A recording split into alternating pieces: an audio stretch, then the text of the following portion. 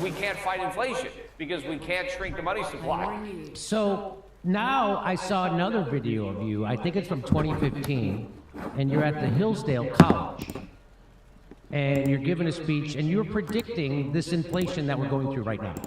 So it seems like you have a knack for seeing things coming. And so let me just play this short little blurb from you giving that speech. I think this was from 2015. And so here it goes. Their propaganda effort to convince everybody that inflation is a good thing, and their job is to create it. Right? How's that for a 180, right? Because people used to say, oh, the Federal Reserve is here to fight inflation. Now they're here to create inflation, to fight the absence of inflation. Right? They used to say, we want price stability. Well, price stability means no inflation. Now they've redefined price stability to prices rising by at least 2% a year. And if they're not rising by at least that much, we have to take decisive action to make sure that prices go up. Because somehow if prices don't go up, right, then the economy is going to implode into some kind of vortex. Right? And so this is the propaganda effort that the Federal Reserve has been able to successfully, indoctrinate almost the entire world at this point into believing that a rising cost of living is an economic necessity. That somehow if the cost of living were to go down, that we would all suffer as a result of that. Now, where did they come up with that? So what makes them think that about inflation? Now, I know they've kept interest rates artificially low, but so tell me, can you explain that to me? Why the Fed would want inflation? Well, first of all, they want inflation, but they don't want to level the public as to why they want it. So they had to come up with a lie. And the lie that they came up with was that we needed more inflation, that we just didn't have enough because somehow if the cost of living isn't going up, the economy is going to crash, right? They said that prices have to go up. According to their logic, again, I don't think they actually believe this because it's so ridiculous. How could anybody be dumb enough to believe it? Although apparently a lot of people do. They said that if prices aren't going up, people won't buy stuff. Like if you think that a price is going to go down, you just will not buy. You'll just wait for the price to go down indefinitely, and you'll just never buy. Right? You'll just go hungry. You won't buy. You'll sit at home. You won't travel. You won't buy any consumer electronics. You'll just sit there in perpetuity, waiting for a better deal, which is so ridiculous. People buy stuff when they need it, and if they don't buy it, it's because they can't afford it. And if you can't afford it, the only way to afford it is to let the price go down, right? I mean, if you go back and look at the first cell phones, how many Americans bought those cell phones that Gordon Gekko had? That big brick thing that very few people bought them. It wasn't because people didn't want them. I mean, everybody would have took one if you got it for free, but they didn't want to spend $2,000 or $3,000, which was a lot more money back in 1980 than it is today. And if you wanted to use the phone, it was like, $1 a minute just to make a phone call or whatever. So most people couldn't afford it. But the reason that everybody has a cell phone today is because the price came down. The idea that we need prices to go up to get people to buy stuff is complete nonsense. So the government came up with this lie to try to, to create some cover for inflation. But the real reason that the Federal Reserve and every central bank, it's not just the Fed is the only central bank that's been lying to the public about a need for more inflation. They did it for a number of reasons. One, by printing all this money, they were able to push up the value of stocks, the value of real estate, so everybody felt richer because now their stock portfolio was up or their house was worth more. But it also enabled more borrowing. They kept interest rates artificially low, supposedly to fight the absence of inflation, but really they wanted to make it easier for Americans to go deeper into debt. Why? Because our whole economy is based on debt. It's based on borrowing money and spending it, borrowing money and buying stocks with it or real estate. So they had to keep the cost of debt low enough for Americans to afford it. So they had to create this pretense for doing it, and that was, we don't have enough inflation. We've got to fight the absence of inflation, the specter of deflation. And of course, the other reason to create all this inflation was because the U.S. government runs enormous budget deficits. They don't have the guts to tax the American public sufficiently to pay for the programs they've promised the American public. And so they count on the Federal Reserve to print the difference. And so the government is actually financing its spending through inflation. And so the Federal Reserve, in order to create a pretext for monetizing government debt, said that, well, we need more inflation. Well, now we've got all the inflation in spades. We now are beginning to suffer the consequences of 10 or 20 years of inflationary monetary policy. Now, that all culminated with COVID. I mean, that was the worst possible thing they could have done. That was kind of the end of it, where they just threw caution to the wind and they printed money like crazy. And at the same time, Americans stopped working. And not just Americans, people all around the world didn't go to work. They weren't producing stuff. We should have subtracted the money supply, because if supply was going down, we needed less demand. But those idiots in Washington Washington wanted to stimulate demand. At the same time, they were stifling supply. They were telling people, don't go to work, don't produce anything, but we're going to print a bunch of money for you to go out and buy stuff. Buy what? People aren't making anything. That's why we have supply shortages, because we have a surplus of money. And so this is just the beginning. We're going to be suffering inflation, not just for years, but for decades. Because initially, the inflation was in the financial assets. Everybody liked that. Stocks went up, real estate went up, but that's gone. Now it's in consumer goods. Now it's the supermarket where you're going to see the inflation. The gas station, everything's going to get more expensive every single year. Huge price increases. 10%, 15%, 20%. The cost of living is going to explode. And all of this is the cost of government, because government is so much bigger now than it used to be, but we haven't been asked to pay for it with taxes. There's no free lunch. You don't get government for nothing. The cost of government is going to be paid through inflation. So here's another part of your speech that you gave to Hillsdale College, and you make a prediction. Let's listen. All this is from the Fed. And I think because of the Fed, the United States today is on the verge of the biggest economic catastrophe in the history of the country. And, if you thought the 2008 financial crisis was bad, that's nothing compared to what's coming. That was just the warm-up, right? The main event is still coming. And because of what the Federal Reserve did in the aftermath of that crisis to make all the problems that caused the crisis worse, it's going to be so much worse when we actually have to deal with a real economic crisis that is still coming. And what's going to really exacerbate it is that the Federal Reserve still doesn't understand its role in causing that problem. To this day, Ben Bernanke. Okay, so we'll stop it there.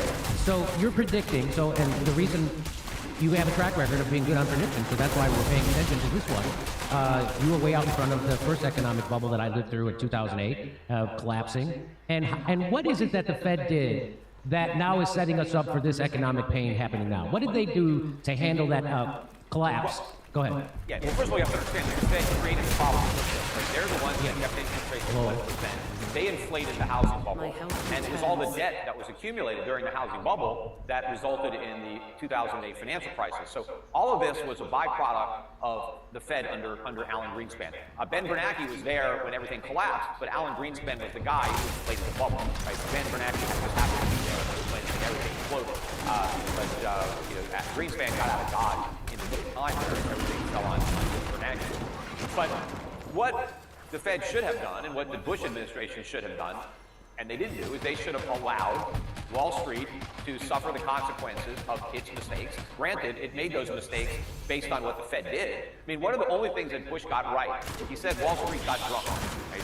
And Bush was right, but I always pointed out, yeah, sure, they were drunk, but where'd they get all the alcohol? How'd they get so liquored up, right? That was the Federal Reserve that did that. Now, the government played a role, Fannie and Freddie guaranteeing mortgages, the FDIC guaranteeing bank deposits, so the government created a lot of moral hazard. But the main problem was with the Fed. Now, what the government should have done in 2008, as bad as it would have been, they should have let the collapse happen naturally. They should have let a lot of banks fail, not bail them out. I mean, they let Lehman Brothers fail. They should have let a lot more big banks fail. They should not have done QE1, QE2. They shouldn't have done HARP. They shouldn't have slashed interest rates down to zero. They should have let the free market fix the mistakes that the government created. That would have been painful. We would have had an even worse recession than the one we had. But then we would have had a real recovery instead of the phony recovery that we ended up having that sowed the seeds of this next crisis. And the way I described the next crisis was going to be the point where the Fed was going to have inflation and recession simultaneously, which is where we're headed. That they were creating so much inflation that eventually it was going to blow up, and now the Fed was going to be between a rock and a hard place, because so far, every time they fight one of the recessions that they create, they do it by creating inflation. That's what happened. So we created massive inflation following the 2008 financial crisis, and that's how we kick the can down the road.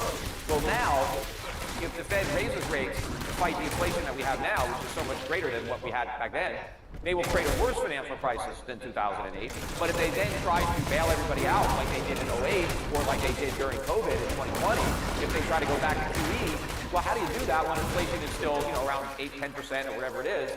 You're going to have a currency crisis. The dollar's going to collapse. U.S. treasuries are going to collapse, and then you risk runaway inflation. So we're at a point where now there's no way out. I mean, we kicked this can down the road so many years that it's now impossible to do it because of the size of the can. And the problems that we have today are enormous compared to what we had in 2008.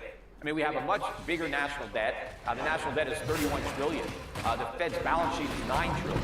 Back then, I mean, it was a fraction of that. It's because the Fed kept rates so low for so long that there's so much debt. And it's not just the federal government that has all this debt. All the state governments and local governments have a lot of debt. Corporations are loaded up with debt. And what did they do with that money? Did they invest in plant and equipment? No, they used it to buy back their overpriced stock. So you have all these levered up corporations. You have Americans, levered to the hilt with mortgage debt, student loans, auto loans, credit card debt, no savings, living paycheck to paycheck. This is a gigantic accident waiting to happen. And now, we're in much worse shape than we would have been had we actually allowed market forces to work back in 2008, 2009. Now there's nothing they can do except destroy the dollar, and that's what they're going to do. And that's we're seeing the beginning of that now with all this inflation. And they're going to try to blame it on Putin or greedy businesses. Now Biden today is trying to blame it on the shipping companies. These foreign-owned shipping companies are raising their prices. Of course they're raising their prices. Their costs are going up. They have no choice. It's a free market they're raising. But when he talks about the fact that they're all for it, why are they all for it? Because Americans can't do it because the government imposed such harsh regulations and taxation that we have no maritime industry really in the United States. We have no choice but to use foreign ships because they're the only ones that have ships. Without foreign ships, there'd be none. So, what's gonna, if you were Joe Biden and Janet Yellen, by the way, she was one of the people who were saying that there was no housing bubble, and even if housing prices went down, they would be okay.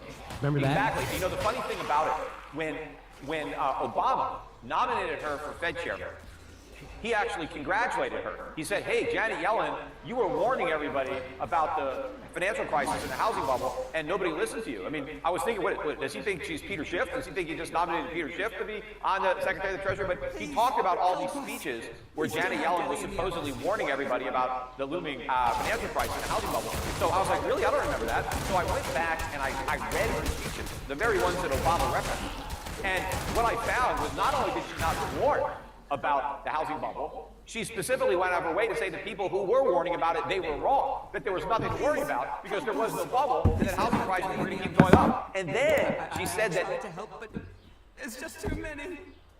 The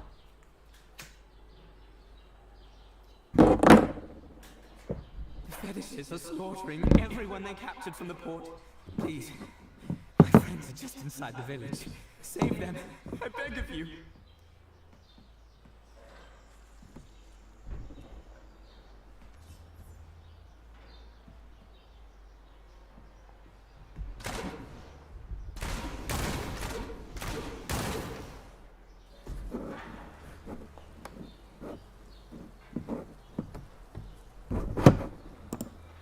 Even if I'm wrong, and the people who think housing prices are going to go down, even if they're right, doesn't matter. It's not going to hurt the economy. The economy's in great shape. Housing's a small part. So she was as clueless as you could be, yet Obama pretended that she was out there warning about it. I did a whole video about this. I made 2 videos, Janet Yellen exposed, and I put them up on YouTube. I did it right when they appointed her because they were all spreading this lie about how wise she was, and how she, if only people had listened to Janet Yellen.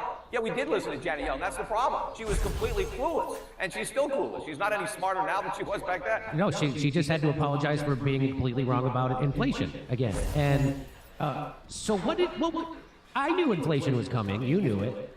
And if someone like me knew it, that means that they know it, like that Janet Yellen must have known it. But I was speculating the other day on the show that she was lying when she said that inflation wasn't coming, and I said she's just doing that for political purposes, short-term expediency, and they'll deal with the problem.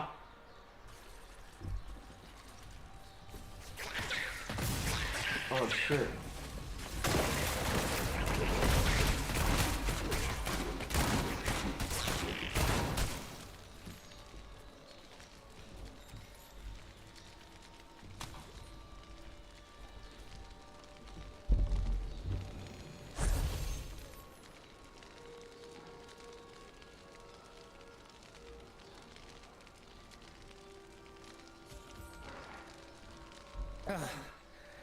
I'm alive. You saved me. Oh, thank the gods. I thought I was done for. I'm glad I could help, but I need to ask you a few questions before we get you out of here. The fetishes, is this all of them? Have you seen their chieftain? No. No, no one sees the chieftain and lives. I heard a rumor from the other captives of a profane magic he wields. But I never...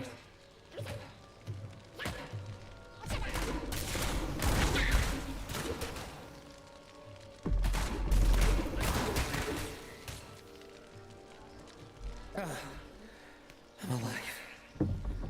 You saved me. Oh, thank the gods. I thought I was done for. I'm glad I could help. No, they've been taking people back into the rapids for God knows what purpose. We were about to be next. If you're looking for the chieftain, the Kickerous Rapids are where you'll find him.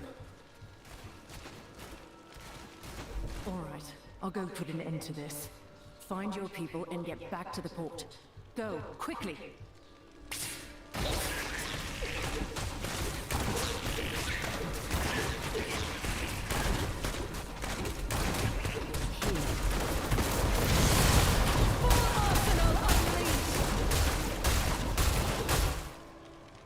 Fuck.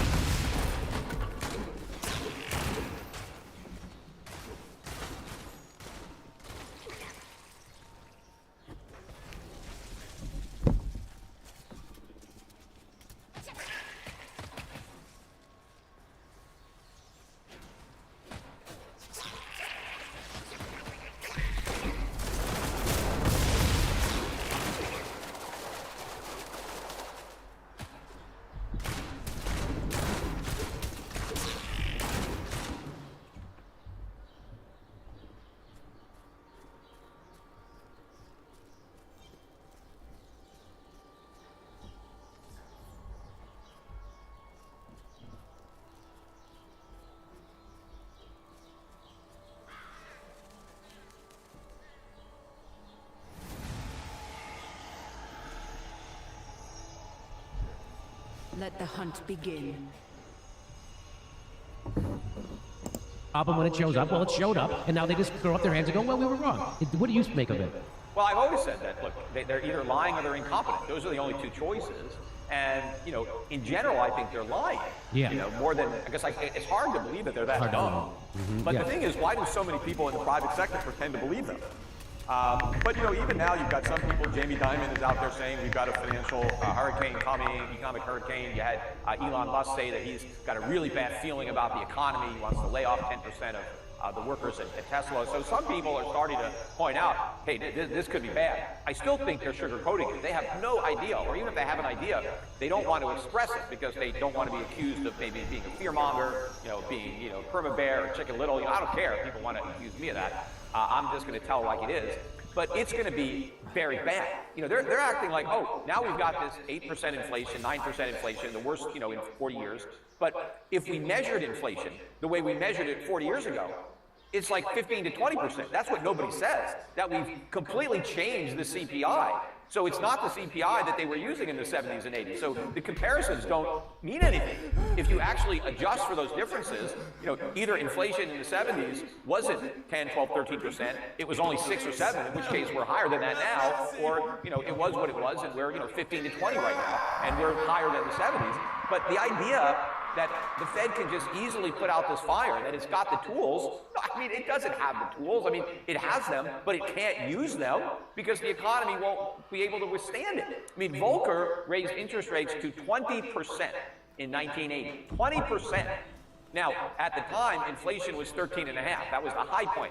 High CPI inflation was 13.5. We have higher than that right now if we use the same CPI as 1980. So how are we going to get rid of inflation with 1, 2, 3% interest rates? We're not. We need to make inflation, I mean, the interest rate higher than inflation. How are we going to do that? Do you know where mortgage rates were in 1980? Something like 13, 14%? What do you think would happen to the U.S. housing market if it cost that much to take out a mortgage? What about all the people that have adjustable rate mortgages? What's going to happen when they reset? Do you think they have any chance of making those payments? But what about the federal government? We've got a $31 trillion national debt. What happens when that debt rolls over? Because every year about a third of it comes due because it's all short-term borrowing. That's the idiots. They didn't lock in the maturity. It's all an adjustable rate mortgage. It's a gigantic arm that we're on the hook for. So if interest rates go up, where is the government going to get an extra 2 or 3 or 4 trillion per year to pay the interest on the national debt when that's more than they collect in income taxes in a given year? So no, I was always led to believe that our deficits didn't matter because of the petrodollar. And no one, this is what I did, so let me, what that does, and then that the petrodollar was artificially keeping our dollar strong and inflating it and making it the reserve currency of the world, and now it seems to me, someone sitting here doing this show, it seems that Joe Biden, whoever's controlling him, because obviously Joe Biden isn't making any decisions, because of his mental state. So whoever is it seems like they're trying to wreck the petrodollar, which seems to be happening because now Saudi Arabia is letting China buy gas without using dollars. And so it's going to come to an end. Is that a big deal? Like, I've been telling people that's a big deal. That once it is a big deal. So the origin of that concept of the petrodollar. So up until 1971, we had real currency in this country. The Federal Reserve note was backed by gold. So gold was the money. That was the actual money we had. We were on a gold standard. But notes circulated, but they were backed by gold. All the value was derived by gold. The dollar itself was defined by a weight of gold. That's what made a dollar. It was, you needed a certain quantity of gold to be a dollar. And so we were on that standard. So in 1971, Nixon took us off that standard because government spending had grown too much, and we had deficits. And instead of acting fiscally responsible like they should have, they just defaulted and we went off the gold standard. But what Nixon did, because he knew that the dollar had to be backed by something, and so he made this deal with the Saudis that hey, we're going to protect you from all your enemies. We got this big military, but we need you to do one thing. We need you to price your oil in U.S. dollars and make sure that anybody who wants oil from you pays you dollars. And so that created some value in the dollar because people needed dollars to buy oil from Saudi Arabia and everybody else in OPEC. Everybody needs oil, and so everybody needed dollars, and that was convenient for us because that's what we print, right? We print the dollars. But what's happening now is because we're throwing our weight around with all these sanctions and taking extra advantage and exploiting this unique privilege that we have to print the reserve currency, which means that we don't have to make stuff and we don't have to save. We can just live off everybody else. Right? The rest of the world is going to produce stuff, and all we have to do is print money. Well, not only did we exploit that with these huge trade deficits, but now we're sanctioning countries like Russia.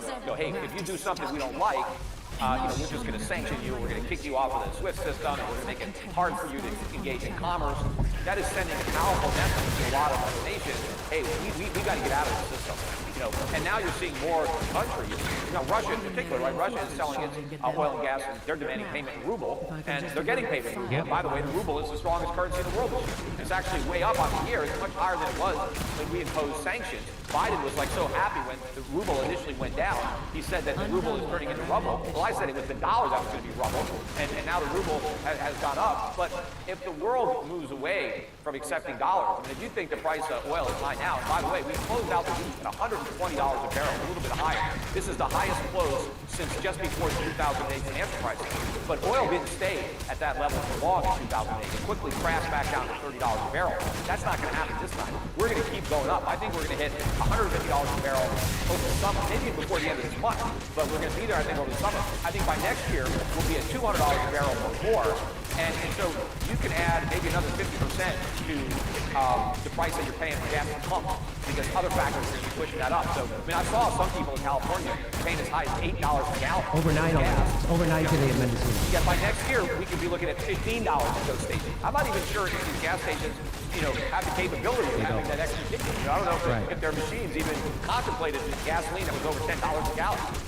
So, do they want it? Do they want to destroy the dollar? Because it seems like they're doing this. Well, I don't think the U.S. wants to destroy it. I think we'd be completely fools, although we may be. But I don't think we're deliberately destroying the dollar, but that's what's going to happen. That's the natural consequence of what we're doing. I mean, let's say you're a kid, you're a student, and, you're getting all Fs. I mean, it may not be your goal to get all Fs. I mean, you'd probably take all A's if the teacher would give you A's. But if you're just not doing your homework, you're cutting class, or getting stoned all the time, it's what you're doing that's going to result in F's. It's got nothing to do with what you want. And what America is doing is consistent with failing pretty much every subject. So yeah, we're going to destroy the value of the dollar. But I can understand why our adversaries, why countries like Russia might want to destroy the value of the dollar. I mean, they might want it to do it as revenge, you know, I can see other countries. I mean, people would say, why would China want to destroy the value of the dollar? Because, you know, they sell us all this stuff, right? And if the dollar doesn't have any value, then we can't buy their stuff. But we don't actually buy their stuff anyway. They just give it to us. It's giant vendor financing. They just loan us the money to buy the stuff. But we're never going to pay it back. We have no means of paying it back. All we can do is print more. But, you know, we keep antagonizing China. And, you know, I think the Chinese would like to see their currency, the yuan or the RMB, as the dominant currency in the world. And I do believe that one day it will be. Maybe one day soon, maybe before the end of this decade. Yeah, it seems like it. I don't see why it wouldn't. I know, well, so if it's weird that if Biden and the people who are running things right now don't want to destroy the dollar, they're doing everything they can to destroy it. That's the weird, like, I can see it. Again, if I can see it, they must. That's what I don't understand. But well, the one thing they don't want to do is tell the truth to the American public. See, that's the thing. The politicians don't want to fess up to how badly they screwed up over the years, because they've screwed up, you know, big time. Right. We're in a lot of trouble. But Biden doesn't want to level with the American public and say, look, we have got an enormous government. We have all these entitlements, and they cost a lot of money. And you, the voter, you need to pay for this stuff. You can't have it for nothing. But, you know, the public wants it for nothing. I mean, that's how these politicians get elected. They promise something for nothing. So they don't want to come clean and tell people, look, either we have to cancel all these programs or we have to raise your taxes to pay for them. We're not going to get the money from the billionaires and the millionaires. A, there's not enough of them. And B, they're already paying a lot of taxes. They're not going to pay more. If we raise their taxes, we might actually get less revenue. So the only room to raise taxes is on the middle class. Although the middle class is broke, I don't think the middle class can afford higher taxes either. So we have to cut government spending.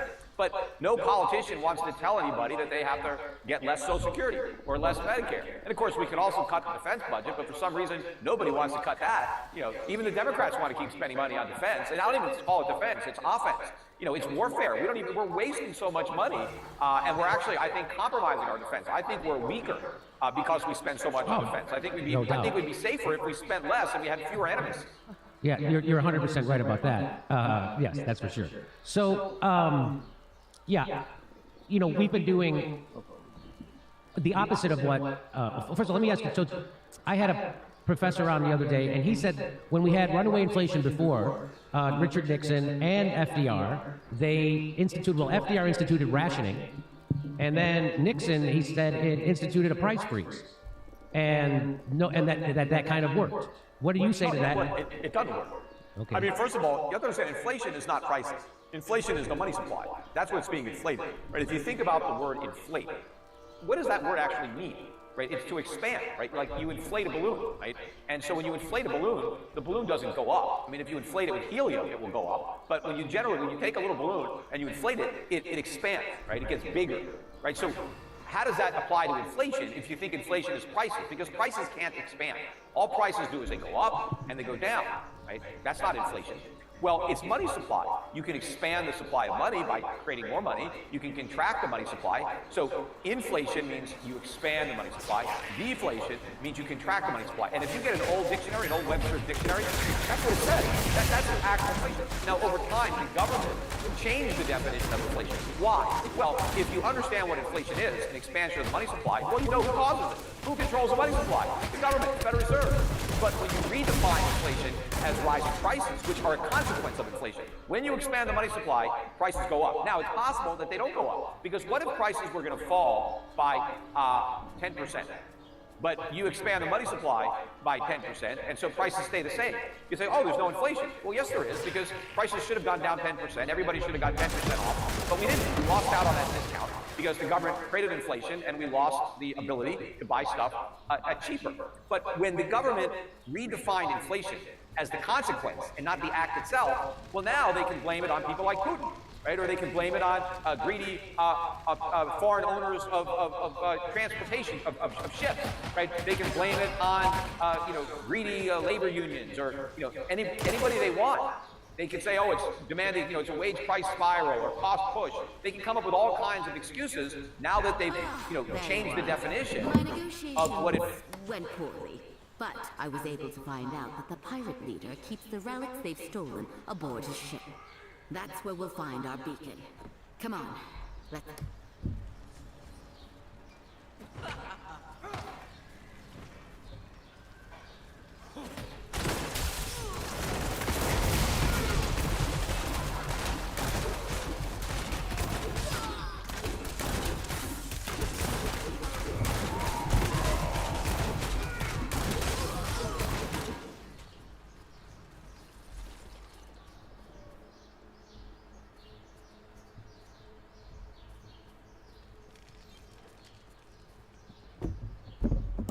inflation is. So, but now I forgot your question. So, well, let me. I have a different one now. Yeah, but I wanted to answer the original, but I had to put it in context, and now I forgot. I forgot what I don't know. You asked me something about prices and inflation. No, didn't I ask you if Nixon and Oh yeah, now I remember. Okay, so here's why price controls don't work. Because you are attacking the symptom and not the disease. It's like if you have skin cancer and the doctor says, well, how about let's put a Band-Aid on it so you don't see the cancer. Right, well, what good is that? I mean, you haven't treated it, you're just trying to cover it up. And so if you just try to freeze prices, you're not getting to the core of why prices are going up. You're just trying to stop the symptom of the inflation, which is the increase in price. So what happens when the government puts a price control and says you can't raise prices? Well, you get shortages. Because now the price is artificially low, so a lot of people want to buy it. But there's not enough there. The producers don't want to sell it because it's not a high enough price. But the buyers want to keep buying it because they're getting a great deal. So you get a shortage. And now you have to start rationing stuff. Because prices are the market's way of rationing, right? You set an actual price where supply and demand meet, and then there's no shortages. There's no long lines. The price, is discovered by the market, and supply and demand are in equilibrium. But when the government puts a ceiling on the price, it's out of equilibrium. You get a lot more demand than you have supply, and now you have long lines, and shortages and rationing and all that stuff. But then what ends up happening is you get a black market. Because let's say the government says, okay, the price of an item, let's say a widget, they say that widgets are going to be $5. Well, what if it costs, $10 to make a widget? So you can't actually buy one legally, but people still want them. So maybe there's a black market where you can buy one illegally for $15 or $20. But now, you're buying it, from a criminal. And, he's got to charge an even higher premium because he's risking going to jail, and maybe you risk going to jail, even buying it, but you need it and you really want it. And so you get this illegal black market that develops in order for people to get around the price control. And they had all kinds of fancy ways they got around it in the 70s. Like they would come up with new cuts of meat that nobody heard of. So it didn't exist before, so we can put a whole new price on it because now it's a brand new product. So they would have to come out with things, or that's when when they had those controls, wage and price controls. That's when the labor unions wanted their health insurance as part of their pay because they couldn't get higher pay. So they said, okay, just cover our health insurance. We want health insurance because there's a way to get around the wage control. But all kinds of distortions happen. But eventually, the government has to give up, and they take away the controls, and now prices go way up. It's like, you finally take a Band-Aid off your skin cancer, and then you notice how much worse it is, right? I think I have something here. Apparently, Rodri locked away the beacon in his private stash. The text mentions some kind of security mechanism.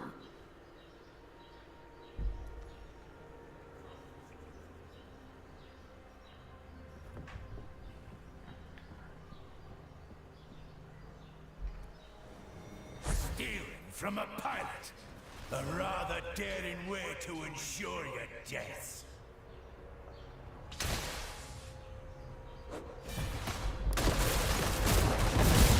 Right, because you didn't do anything while you had a Band-Aid. And maybe you kept doing things that made it worse. And that's what happens. The government puts a price control and keeps printing money. It keeps creating inflation, and it's going after the symptom. And not the cause. It just gets worse and worse and worse. And so tell me two things. What should the government be doing now to fix this? And what can individuals do to insulate themselves from the hurricane that Jamie Dimon says is coming? Well, I think it's actually going to be a lot worse than what Dimon is worrying about. But what you have to do as an individual is recognize that inflation is going to destroy the value of your savings, of your paycheck. That's what it does. It's like a tax that you're paying because the government is financing its spending through inflation. And that tax hits you if you have dollars, if you earn dollars. And so how do you avoid that tax as best you can? And that is, don't hold dollars. Get rid of them as soon as they come into your possession. And so you have two things that you can do with those dollars. You can go out and spend them on stuff, right, that you may need. And I've been telling people for years, and this advice has been pretty good. I was telling people, a couple years ago to just stock.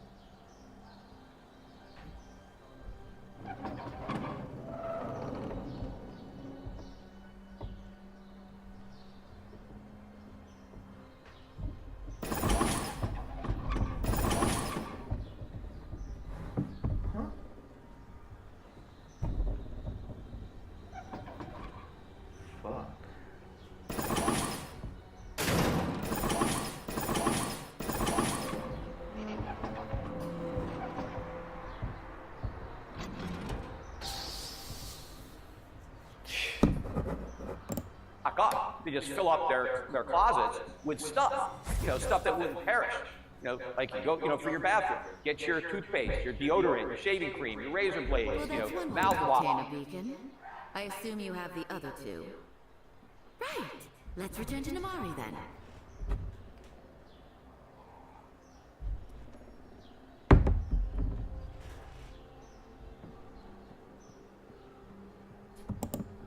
Whatever you think you need, dental floss, just get it all, because it's just going to go way up in price, and you might as well buy it now. I mean, you know you're going to use it eventually. So if I can buy something today for $1, then in a few years it's going to be $5. I'm going to make 4 times my money, 5 times my money. I mean, it's hard to do that in the stock market. You could do it in, with your medicine cabinet, but at least you're getting stuff that you know you're going to use. And I said the same thing about, toiletries. I mean, like detergents or toilet paper, stuff like that you can store. But then food, canned food or food that you could freeze.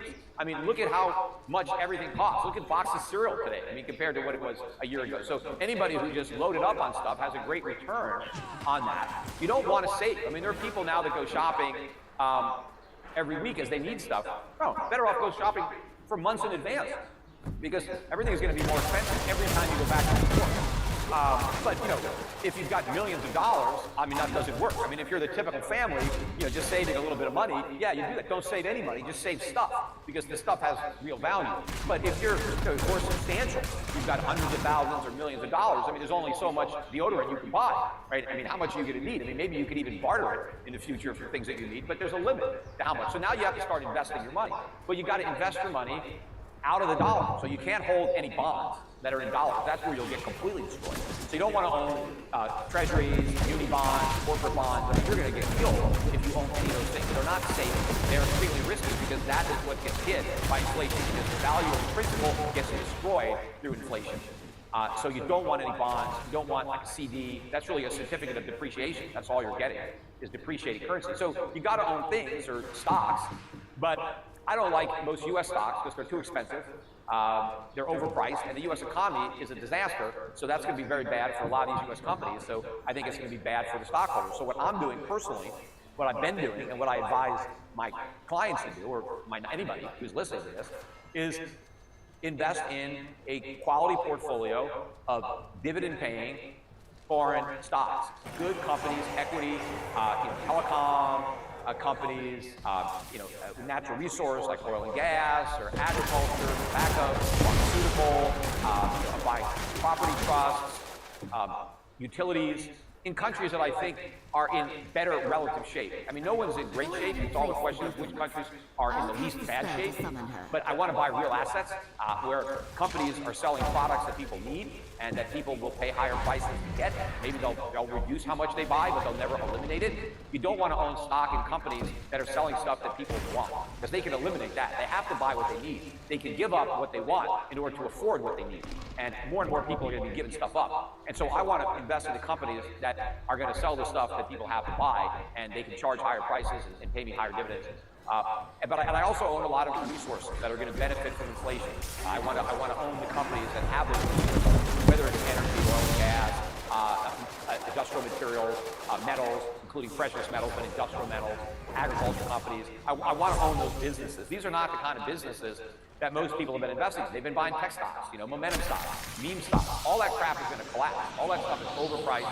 It was part of the bubble, and all that's going to go down. So you don't want to be invested in those bubble stocks. The air is coming out of the bubble. You want to invest in the type of stocks that do well in an inflationary environment, not the environment we had before, which was when they pretended there was no inflation and we had very low interest rates, 0% rates. Rates are going up, but inflation is going up even more, and that's a very different investment landscape. But I do think people will make a lot of money if they get this right, because I think that you have resources that are mispriced. I think investments are mispriced to reflect the fact that so few people seem to really understand what's going on and what's going to happen. Just like, during the housing bubble, when I was initially, shorting subprime, and these subprime mortgages, and they had this one tranche of these collateralized mortgage obligations that was rated BBB. It was the lowest tier, and it took all of the losses of the portfolio first before any other tranches had to deal with losses.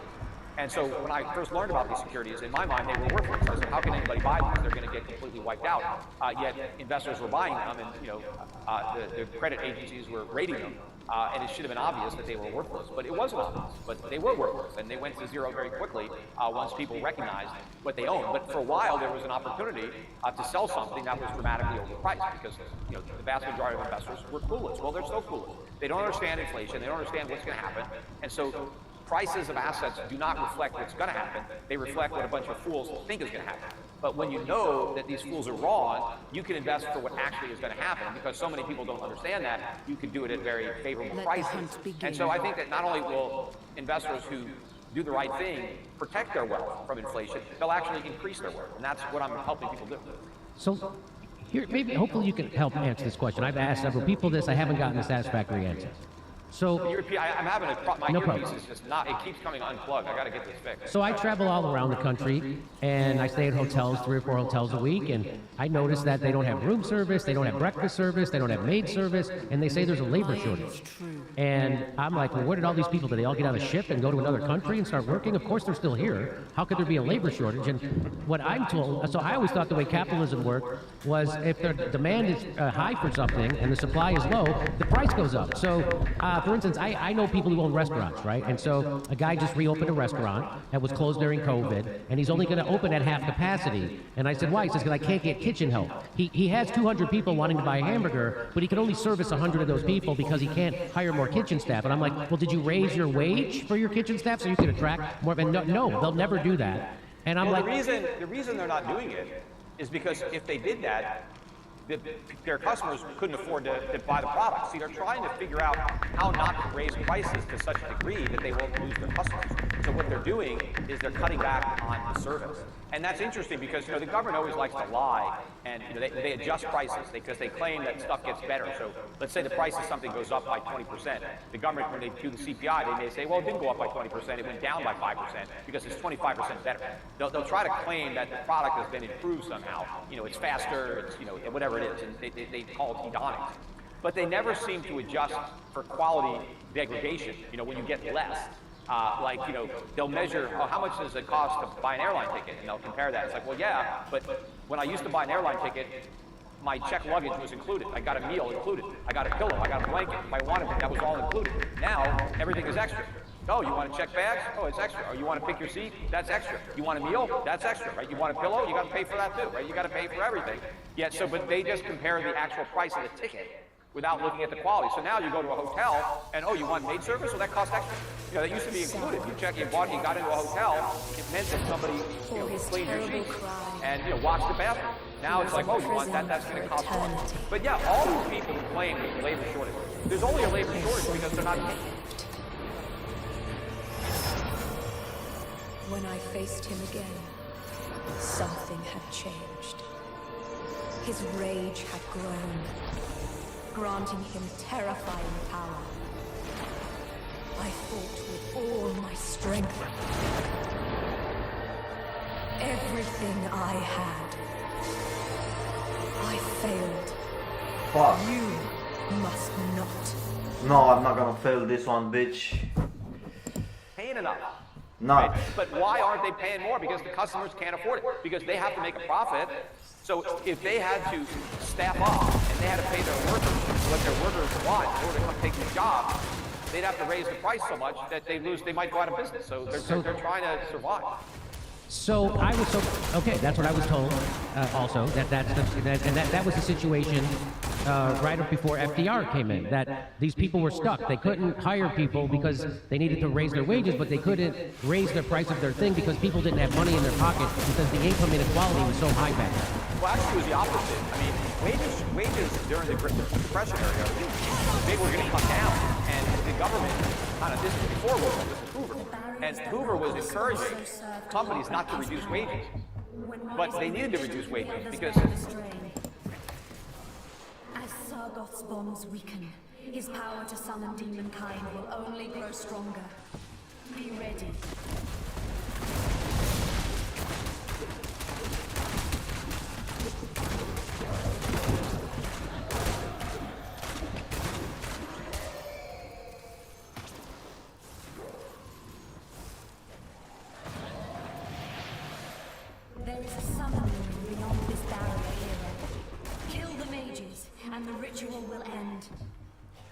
I'll kill the mages.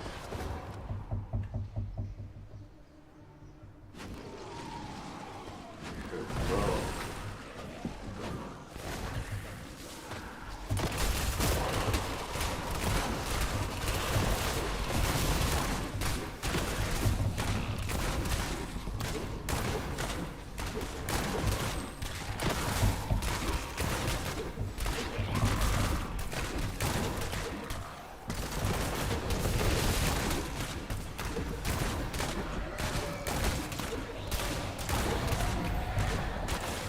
Well done, champion. I am activating the gateway to the final chamber. Go and do what I could not. Nah, I'm glad there's another chamber. Where is the chamber?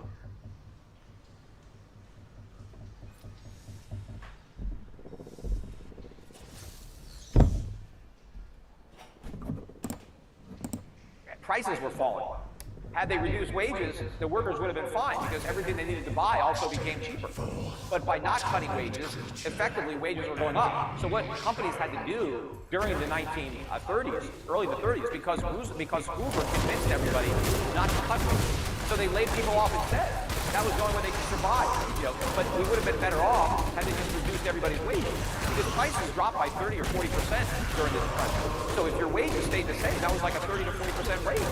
Why not let the wages go down 30 or 40%? If all the prices go down 30 or 40%, everybody would be the same. And then nobody would have been fired. But wages were kept artificially high early in the depression. And the result was a big increase in unemployment. Well, I wish we had more time to talk, and I really appreciate you making time today, so thank you very Oh much. shit, there's no more. A part of what's happening right now was the mismanagement of the CARES Act. And what they did was they just gave $5 trillion to the richest 1,000 people in the country. That's what it looked like to me. And of course, you're going to get inflation after you inject $5 billion in cash. That whole thing was a disaster. Remember, it started under Trump. The paycheck protection, all these bailouts for businesses. I said at the beginning, it was just a slush fund. Everybody was going to take all this money. It was the biggest fraud, massive giveaway of money out of thin air. It was a huge mistake. So unfortunately, the Republicans established a precedent for that mistake. Biden just continued it as president. But it's hard to just blame Biden for just doing it again. Trump did this. Right. But it wasn't just Trump. All the Democrats signed on to it. Yes. Everybody wanted to give away money during COVID. It was an asinine policy. And we're going to be paying that for years and years to come for those mistakes. And that's a big reason why we have this inflation. But it started long before that. I mean, we're dealing with mistakes that go back to QE1, not just the QE4 that we did after COVID. So we have so much inflation in this pipeline. That's why this is just the tip of the iceberg. What we've experienced so far is just a small taste of what we're going to have to swallow when it comes to higher prices. So, if they would have just taken that $5 trillion, I know you probably disagree with this, but instead of giving it to the richest people in the country and bailing out airlines, they get, and then they use that money to buy stock. Anyway, if they would have put that money in people's pockets, it would have been much better of us. I mean, I know you disagree. It's okay. Well, first of all, remember, the government doesn't have any money to give. Right? It prints it, but then what happens? When the government creates new money, it destroys the value of the money that already exists. See, money itself, paper money, has no actual value. Right? You can't do anything with it. You can just use it to buy something else. But that something else needs to be produced. The government doesn't produce anything. So all it does is create money that you can use to buy stuff. But if the stuff isn't there to buy, all that happens is prices go up. Right. And that's what's happening. And so you can't look to the government to support the people. The government can't support the people. It's the other way around. The people have to support the government. The government can't give us anything. It takes from the public. And so what the government should have done... Bro, hold on. Stand in my way. Kill Sadler? Oh shit, there's more.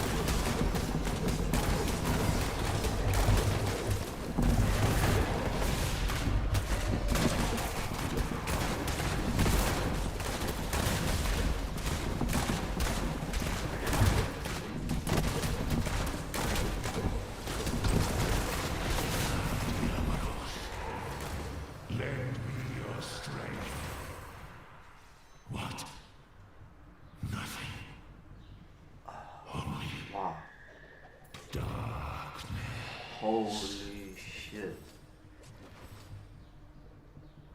Oh, I don't have enough. Thank you, champion. All that I promised you and Jin is yours. Let's destroy someone. Wield your mirror responsibly. Done under COVID is nothing. They should have cut government spending is what they should have done.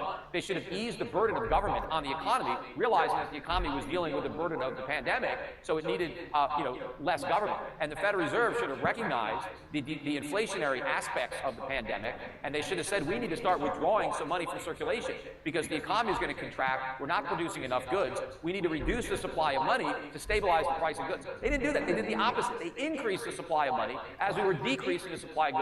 The complete opposite of what should have been done. And that's the recipe for inflation.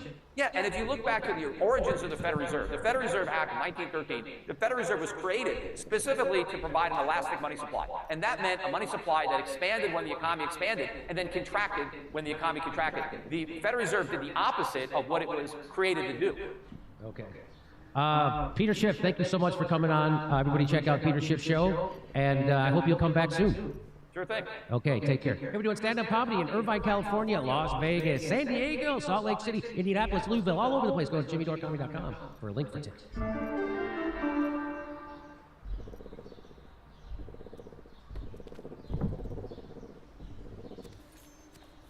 nowhere to put that.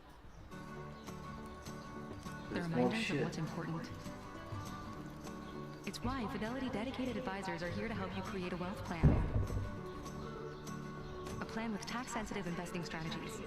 Planning focused on tomorrow, while you focus on today. That's the planning effect from Fidelity.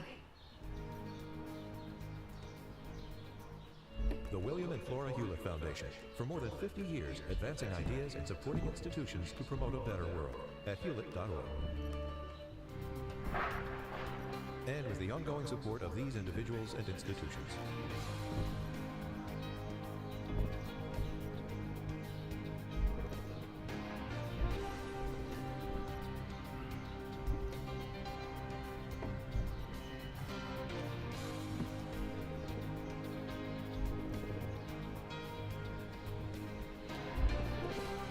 This program was made possible by the Corporation for Public Broadcasting and by contributions to your PBS station from viewers like you. Thank you. Hi, Vanessa Ruiz in for Stephanie Tsai with NewsHour West. Will return to the full program after the latest headlines. Gun violence ripped through multiple communities this weekend, which saw more than 10 mass shootings since Friday. Officials in Philadelphia moved to charge at least 2 people in a gunfight that left 3 dead and at least 11 injured. Meanwhile, police from Chattanooga, Tennessee to Phoenix, Arizona to Omaha, Nebraska investigated fatal shootings. These all follow massacres in Buffalo, New York, and Uvalde, Texas in recent weeks. And today in New York State, Democratic Governor Kathy Hochul signed into law a measure prohibiting those under 21 from purchasing semi-automatic rifles. A separate law tightened the state's red flag law. The new legislation is part of a package of gun-related bills introduced after the Buffalo shootings. We'll return to the battles over gun access and safety after the news summary. British Prime Minister Boris Johnson survived a no-confidence vote this evening, forced by dissidents in his own ranks. Almost 60% of Conservative Party lawmakers backed Johnson. That is more than the majority he needed, but still leaves him weakened. The Prime Minister faced scrutiny over office parties during strict COVID lockdowns. We'll take a closer look later in the program. Oh, you're back! Ukraine and Russian And forces with both your continue dagger their campaign and Namari's tomes, no less. Do you realize how impressive you are? Yeah. I owe you a great deal, friend. But I need to take these back to Shansai right away. If you ever find yourself upon the Great Isle, don't be afraid to seek me out.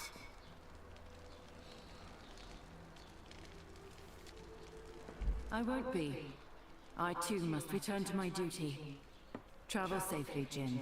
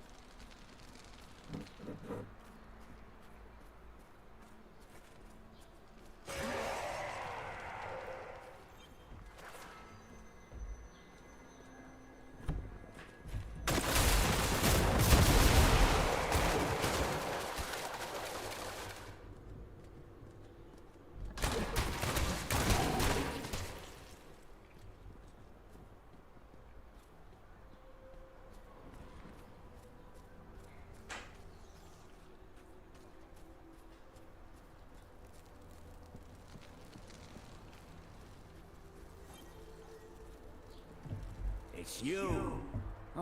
Had a feeling you'd be back. Here, this letter came in for you. Thought I'd hold on to it until you returned. You know, for safekeeping.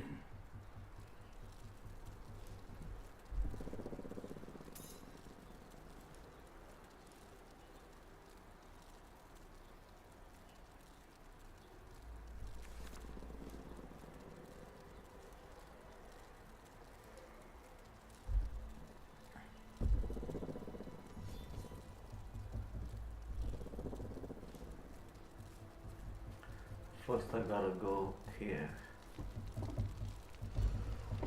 Sell some shit. What can I do for you?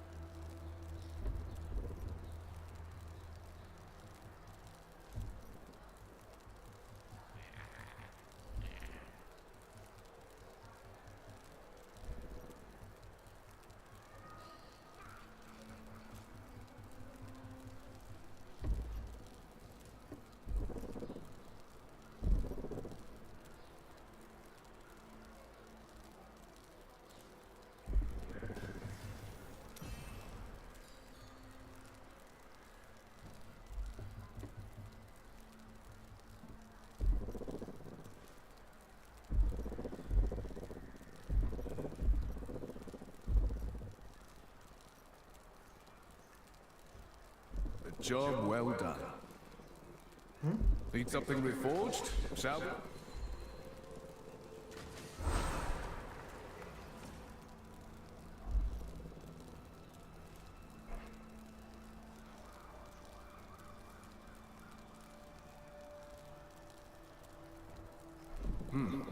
Back to work then.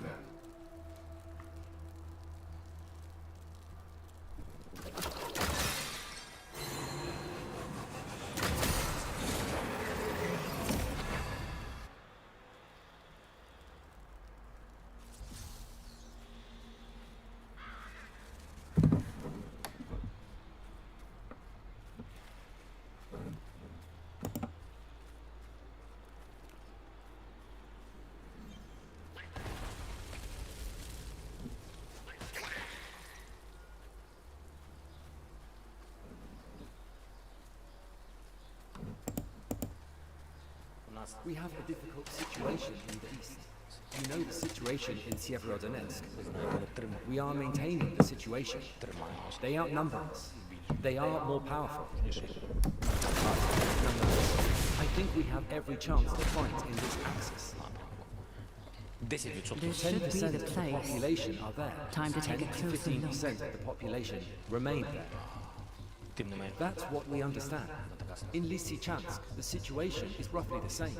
However, when you drive across Lysychansk, there is a feeling that there is no one there. That's what I say. I do not know where they are. They are not there. There are no people. And someone appearing. That's the feeling of what's going on. But if you fall back to better positions, it will be more costly to return.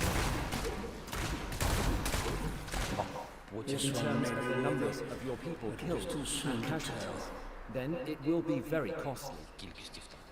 But many people are saying that we need to take back everything, every town. They need to know the price of these steps. Now, we stand and lose people. Of what? Then we fall back to better positions.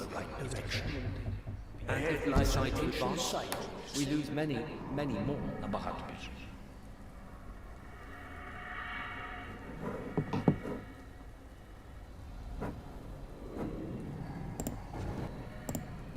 We're being taken deep into the Ukrainian forest on the western borders of the Donbass. And the soldiers of the 93rd Brigade are waiting for their orders to strike enemy positions. This is their most potent weapon. She's a 60-year-old veteran, capable of firing multiple rockets at once, but only up to 20 kilometers away, not enough in this war. The younger American version can fire a barrage that reaches hundreds of kilometers. But this is all these soldiers have right now, and they need her. Their orders come in. Suddenly there's action. They know they have to move fast. A Russian position has been spotted on the Izium front. They're trying to hold back the Russian troops from advancing south and attacking the Donbass from yet another front. They take dusty forest roads to avoid detection from drones. If they're spotted, they will definitely be targeted. The crew line up their barrage of rockets and adjust the targets. These Grads are not precision weapons. They can fire a full load of 40 122mm rockets over a wide area in under 20 seconds.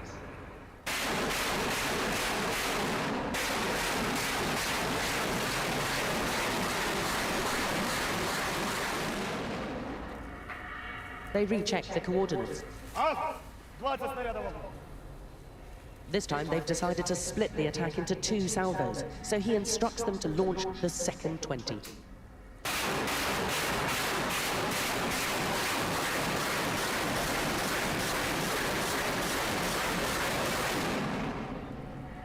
This is what the Russians have a lot of and which the Ukrainians want to see more of, and they say will make all the difference in the war. We've got to move quickly now. They have to get out of the area because they know the Russians will be looking to fire on this position and obliterate the crew. This is what they're up against. The Ukrainian government says this shows the Russians using thermobaric bombs on the Donbass. This is what the most horrific war of the 21st century looks like, the statement said.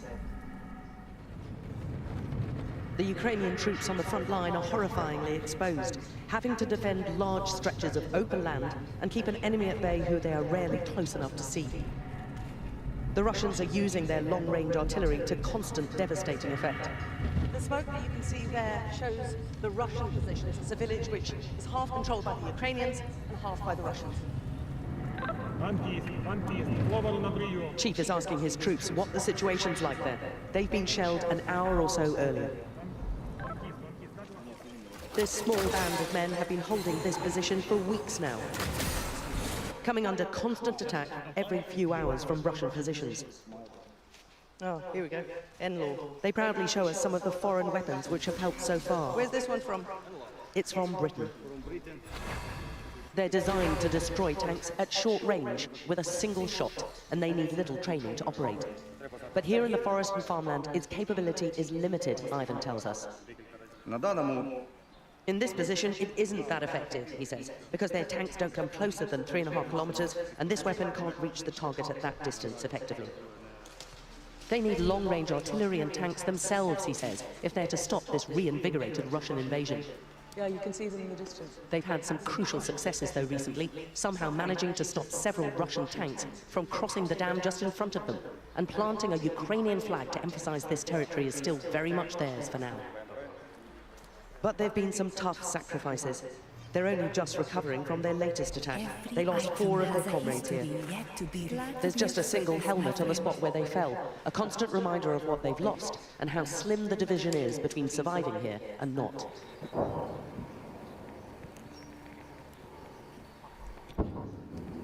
Then distant sounds of incoming fire.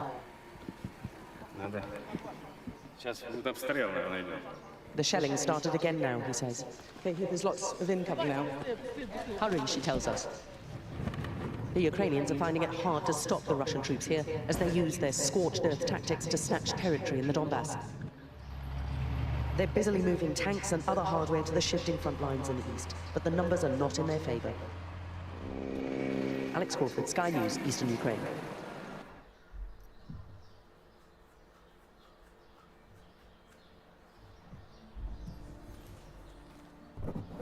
Here in New York City, CBS News Mornings is back with a look at some of the stories that you may have missed while you were offline. An 11-year-old girl who survived the Uvalde school shooting will testify before... Wait, there's more. Experience. Always something new. One just looking. Inspiring story that started with a strange act of kindness. We found it.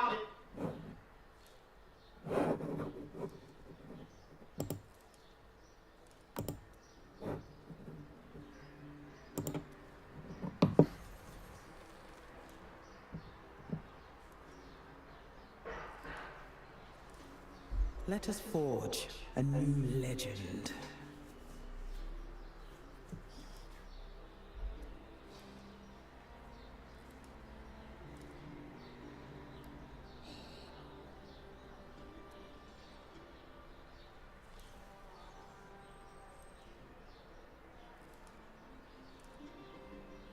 You will return again.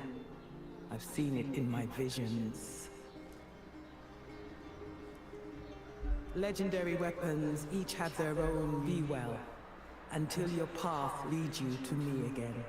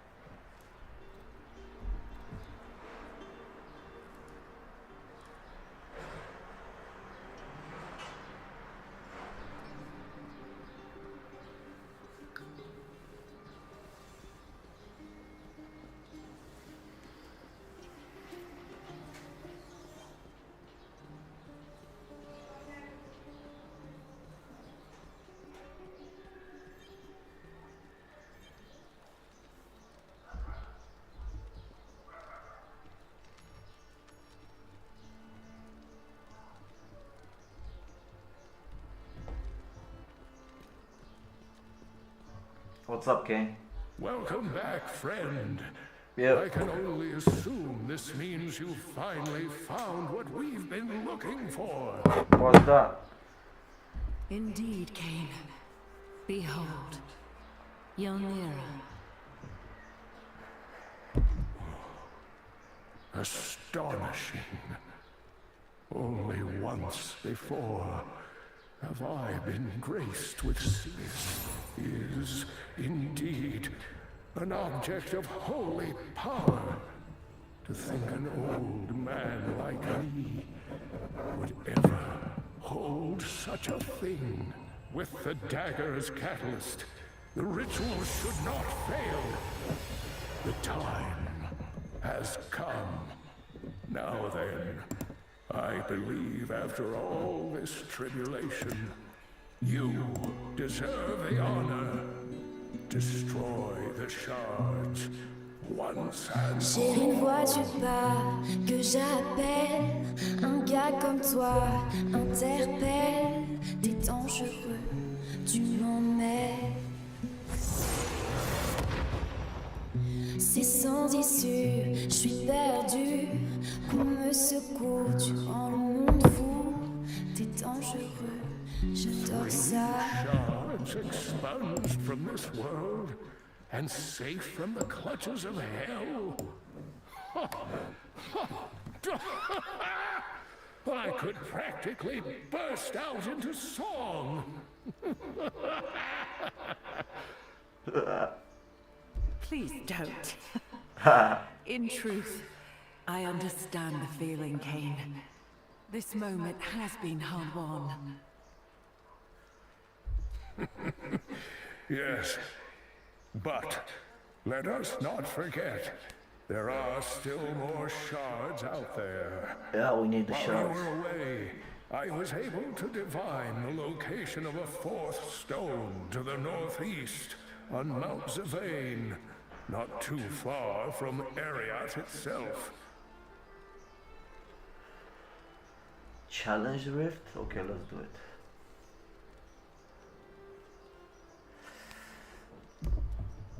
What is the mission? Unfortunately for us, Rem's ship isn't ready to set sail. However, this cryptic letter did arrive with your name upon it. It seems you may have an interesting diversion in your future, while I secure your passage.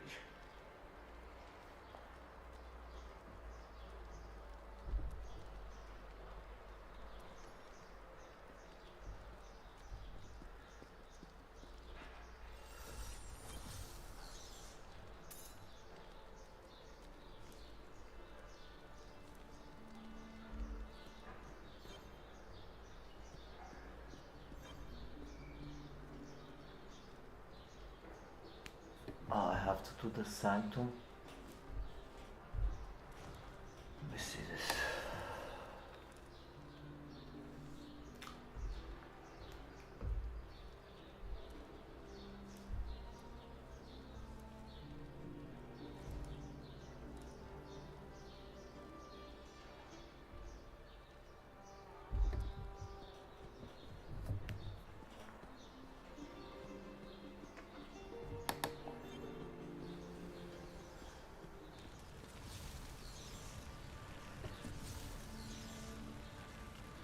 We do the rift, or we have other quests, right? Let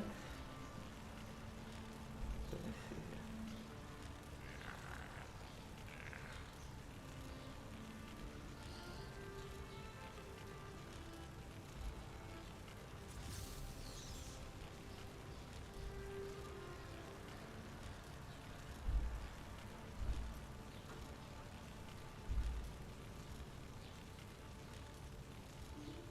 Upgrade legendary gems.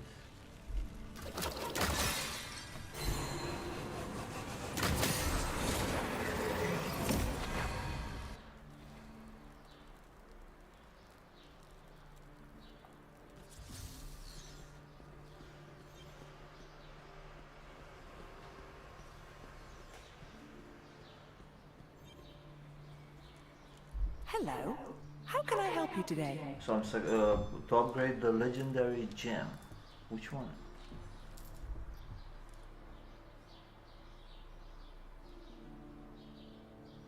Upgrade. I don't have.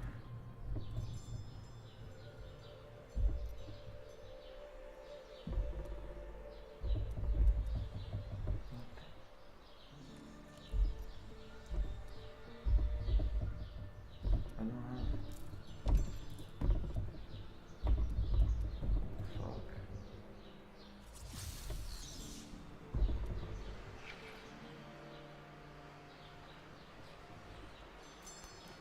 I need 3.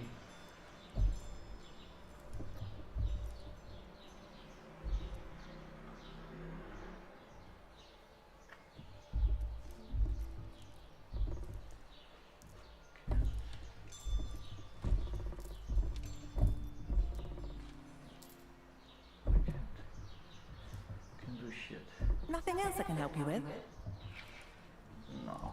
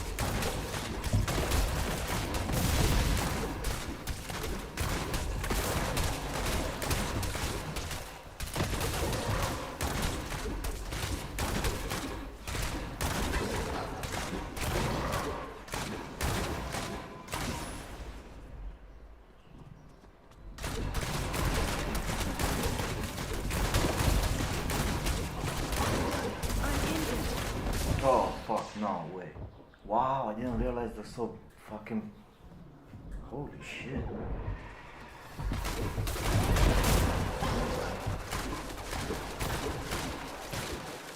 This is no joke here.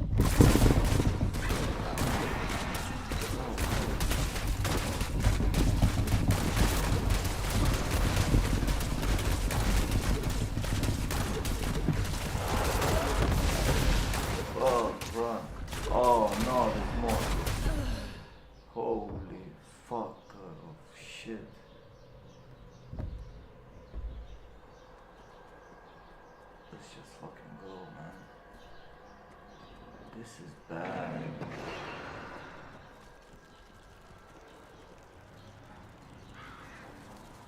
This is badass.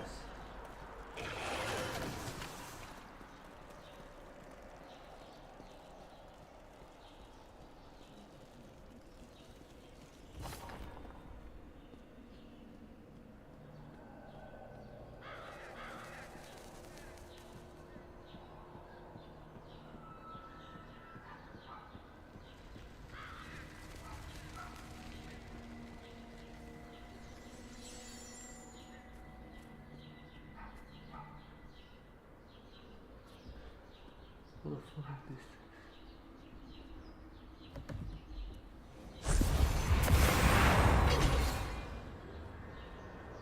What?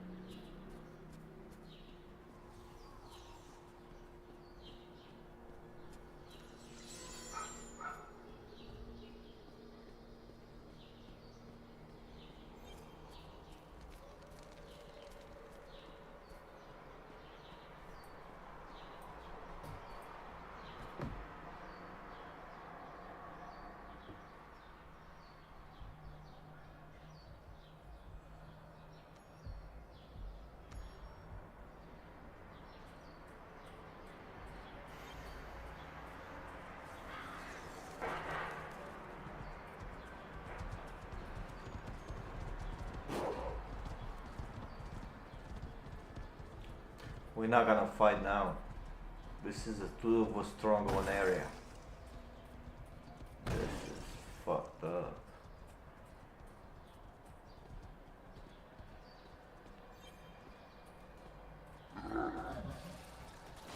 So look at all this shit.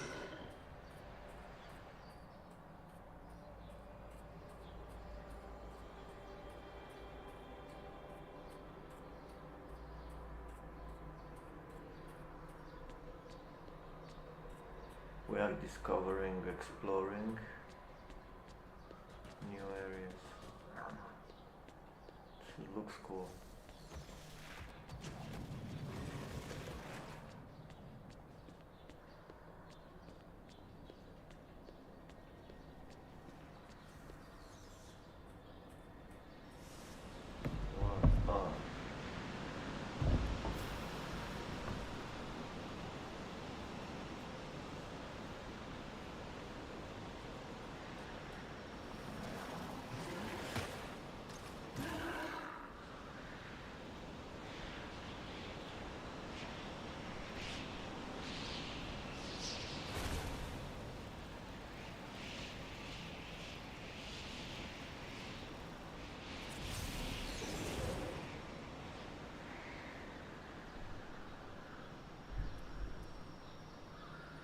Let the hunt begin.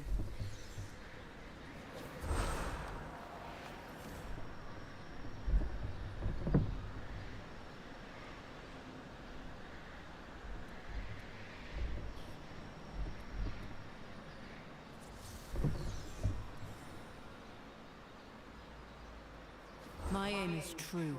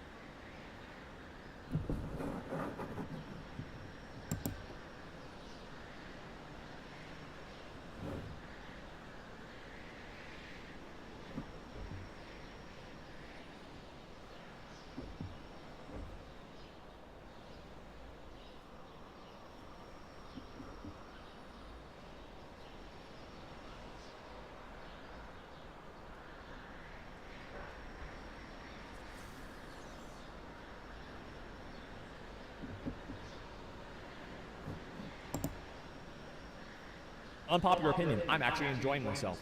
I don't want to hear the negative opinions from people. I think that they are wrong. All those negative opinions those people have about the game, those are just people that are haters. So gentlemen, we're going to take a look into this rich people gaming time. That's right. The first thing that I want to do today is I want to run a rift. I want to show you guys, for anybody who's new today, what it's truly like. Now, fortunately, I have, I've got a lot of, I've got some money here to spend, and you're baiting two people too hard. People are fuming. Okay, you're right. Am I baiting too hard? Yeah, you can tear the skin if you do that. So this is, as you can see, this is my character. He's a level 30 barbarian, and this armor I got, I received because I'm very good at this game. I had to defeat a boss on a hardest difficulty, and luckily my skill as a player allowed me to overcome that challenge. Oh, daily login rewards. Give me a minute. I'm going to do that. Okay, first, what's this here? Daily login rewards. Where's my login reward? Shop. Okay, first thing you do is check the shop. Okay, there we go. Sign in 2 more days, and I'm gonna get this. Okay, claiming my bonuses. That's amazing. Ooh, I got another daily reward here. Wow, I get all this? Oh my, I'm winning already. I already started, I'm already winning. This is amazing. So this is the rift right here. Return each day to claim a free rare crest. So there's another daily reward. So the way this works is that you can put in crests that will modify your rift. And so the legendary crest, see, as you can see here, we only have, tap to those legendary crests. We only have 7 legendary crests. What does that mean? That means that we need to go back to the store and buy more. So we're going to look at crests here. We're going to buy 10, and let's just get that 10 out of the way. There it is. Gained 10 eternal legendary crests, and let's buy 10 more as well, just in case. And there we go. And now we've got everything here. And so this is 1 rift run, okay? So I'm going to spend 1 of these. Add 1, 2, 3, and then the next option is just to add 7. You just add 7 all at the same time. So what we're going to do here is I'm going to run this, and this rift right here is going to cost me about $20. Actually, a little bit more than $20. All right, let's go. So this is going to be hard to do. There's lava everywhere. I've got to really play the right way. Luckily, I can use the big boys here, and they can just do everything for me. There we go. Anybody bat chesting yet? Wait till you get to the end. That's whenever you guys will see some real fucking loot. Okay, this is just some pussy shit right now. And obviously, like, oh, that electricity thing that I used there? Guess how I got that? It rhymes with money. You're hitting harder than level 45? No, I'm hitting harder with a loser who didn't spend money on the game. Uh-oh, there he is. Uh-oh. Uh-oh. So this is how powerful my character is. All I do is I just let them do all the work.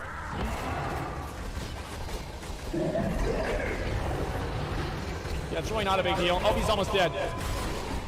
Okay. Alrighty.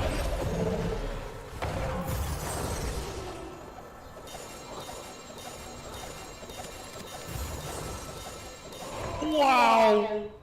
Look at all that loot! Oh my god! That is crazy! Look at all these items I just got. Okay, let's see what I got. Okay, this is a 1 star. Alright, let's see here. Okay, this is a 1 star. 2 star, alright. 1 star. 1 star. Another 1 star as well. My brother. 1. What?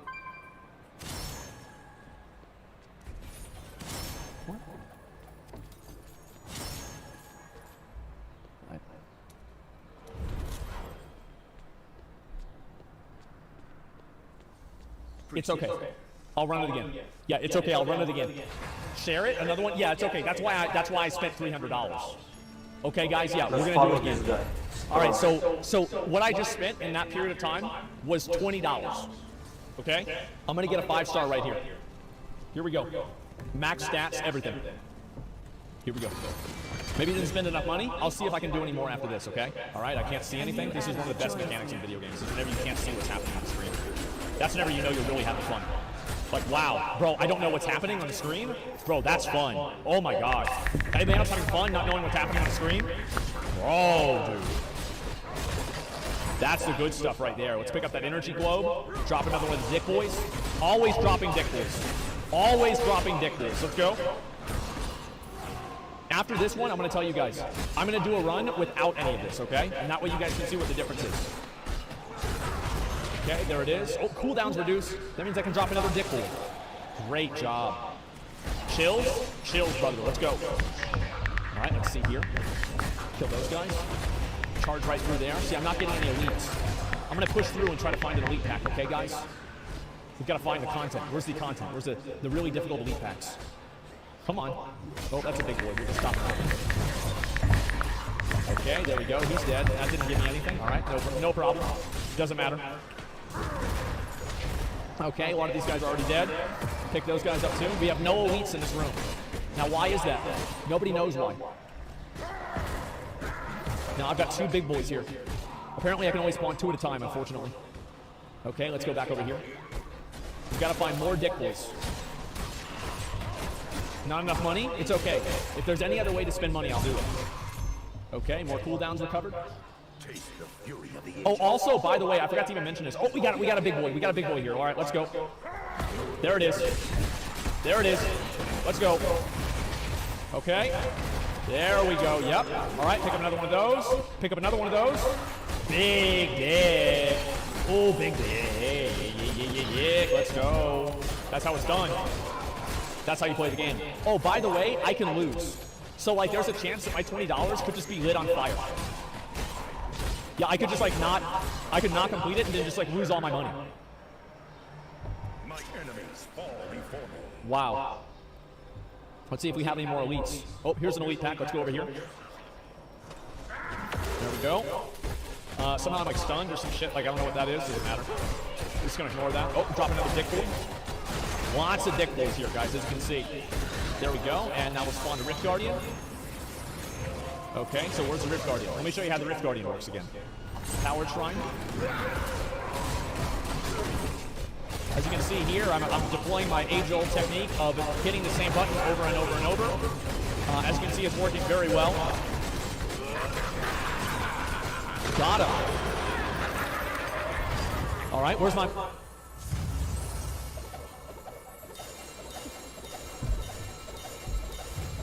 What is the mission?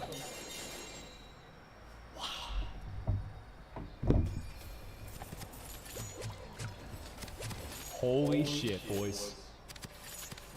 All right, let's see what we got. Okay, 1 star. The chill of death.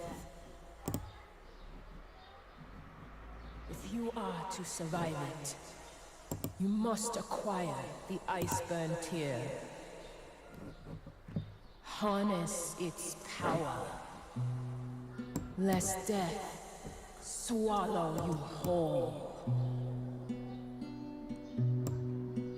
For if you cannot endure the cold of this world, J'ai une voix du bas que j'appelle. Un gars comme toi interpelle. T'es dangereux, tu m'emmènes. C'est sans issue, je suis perdu. Qu'on me secoue, tu prends mon j'adore ça. No. Trop pour redescendre. Je bats la tête, je ne peux plus entendre. Me sens-tu maintenant? Ta télé est un voyage. T'es toxique et tu m'entraînes. Pour te passer sur ton passage. Je suis sadique de toi. Tu vas, tu es toxique. Je suis sadique de toi. Tu vas, tu es toxique.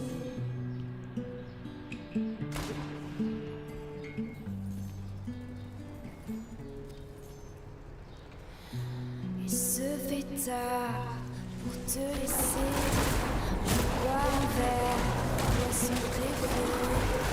Maintenant je laisse porter. Trop pour redescendre. Je perds la tête, je ne peux plus entendre. Me sens-tu maintenant?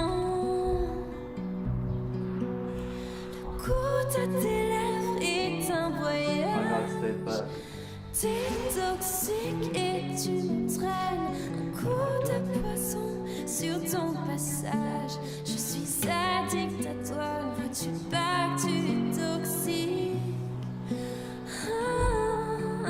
Je suis sadique à toi. Vois-tu pas que tu es toxique?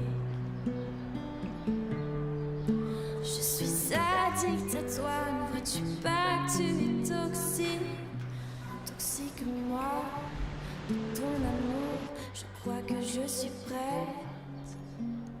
Un toxique moi, de ton amour, je crois que je suis prête. Goûte tes lèvres est un voyage. T'es toxique et tu m'entraînes. Un coup de poisson sur ton passage. Je suis addict à toi, ne vois-tu pas que tu es toxique? Je suis addict à toi, ne vois-tu pas que tu es toxique? Je suis addict à toi, ne vois-tu pas que tu es toxique?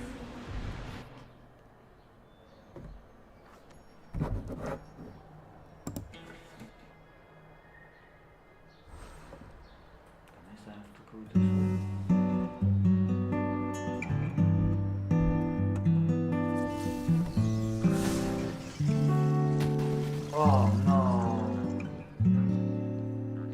Des yeux qui font baisser les miens, un rire qui se perd sur sa bouche. Voilà le portrait sans retouche de l'homme auquel j'appartiens. Oh, il me prend dans ses bras, il me parle tout bas. Je vois la vie en rose, au sol. Il me dit des mots d'amour, des mots de tous les jours. Et ça me fait quelque chose au sol. Il est entré dans mon cœur une part de bonheur dont je connais la cause. C'est lui pour moi, pour lui dans la vie. Il me l'a juré pour la vie. Et dès que je l'aperçois, alors je sens en moi mon cœur qui bat. Des nuits d'amour à plus finir, un grand bonheur qui prend sa place. Devant lui les chagrins s'effacent, heureux à mourir. Oh, il me prend dans ses bras, il me parle tout bas. Je vois la vie en rose, au sol. Il me dit des mots d'amour, des mots de tous les jours. Et ça me fait quelque chose au sol. Il est entré dans mon cœur une part de bonheur dont je connais la cause. C'est toi pour moi, moi pour toi dans la vie. Tu me l'as dit, juré pour la vie. Et dès que je l'aperçois, alors je sens mon cœur qui bat.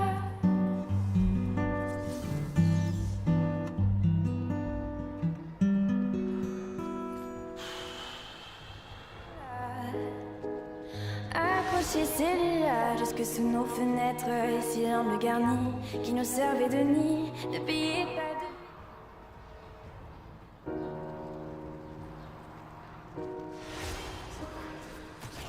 Oh, fuck.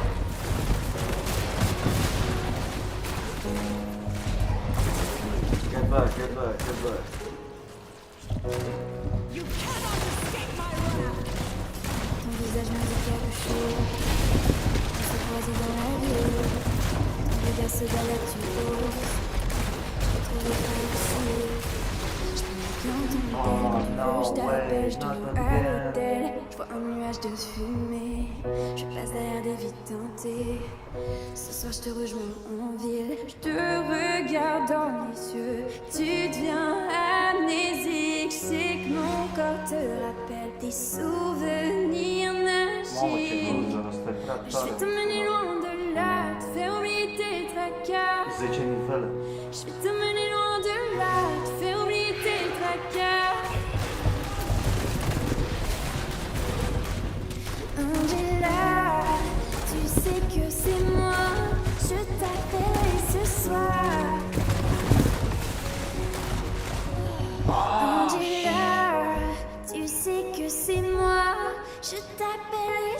soir. I just gotta step back. Chérie, je te dirai ce que je veux faire, dans quel endroit je veux aller. Tu sais, j'aime quand tu conduis vite, mais j'ai pas peur du danger. J'ai pas peur, non, non, j'ai un cœur. Ouais, j'espère que t'en prendras soin comme la prunelle de tes yeux. Ouais, ouais, Angela, pas femme de sous, mais femme de fou. Je me fiche de tes billets, moi c'est tes bras que je veux. Je vois le Porsche, t'es en dessous, je suis dans le flou. Je crois que t'es le seul que j'ai, c'est prendre sa place quand tu le veux. Angela, tu sais que c'est moi, je t'appellerai ce soir. Angela, tu sais que c'est moi, je t'appellerai ce soir. There's no way I can do this. Angela, tu sais que c'est moi, je t'appellerai ce soir. Angela, tu sais que c'est moi, je t'appellerai ce soir.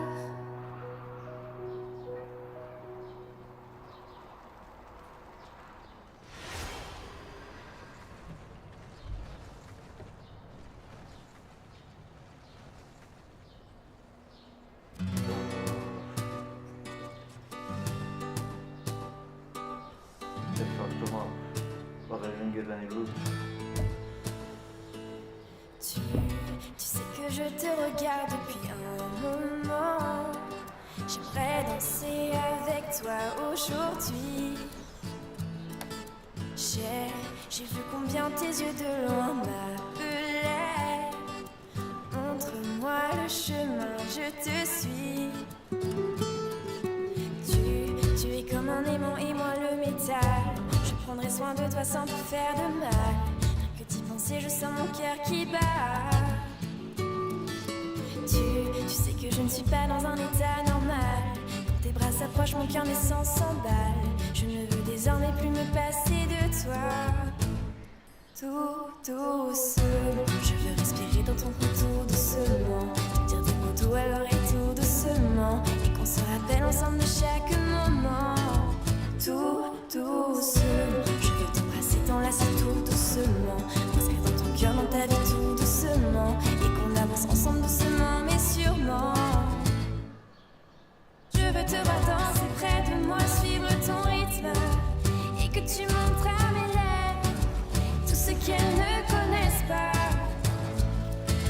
Dis-moi où aller, je te suis jusqu'aux limites. Laisse-moi prendre mes marques, je sais qu'on se trouvera. Embrasse-moi sans attendre, je sais que tu y penses. Je prendrai le temps pour toi, je vais ensemble danse. Et je te promets que pour moi ton cœur n'est pas banal. Laisse-moi te montrer que pour moi ton cœur n'est pas banal. T'es à ma bouche et dis-moi ce que ça te fait. Oui, je sais que tu doutes ce qu'on est, où on irait. Mais je veux prendre le temps avec toi faire le voyage. Peu importe le temps, oui, avec toi faire le voyage. Ça va pas ça.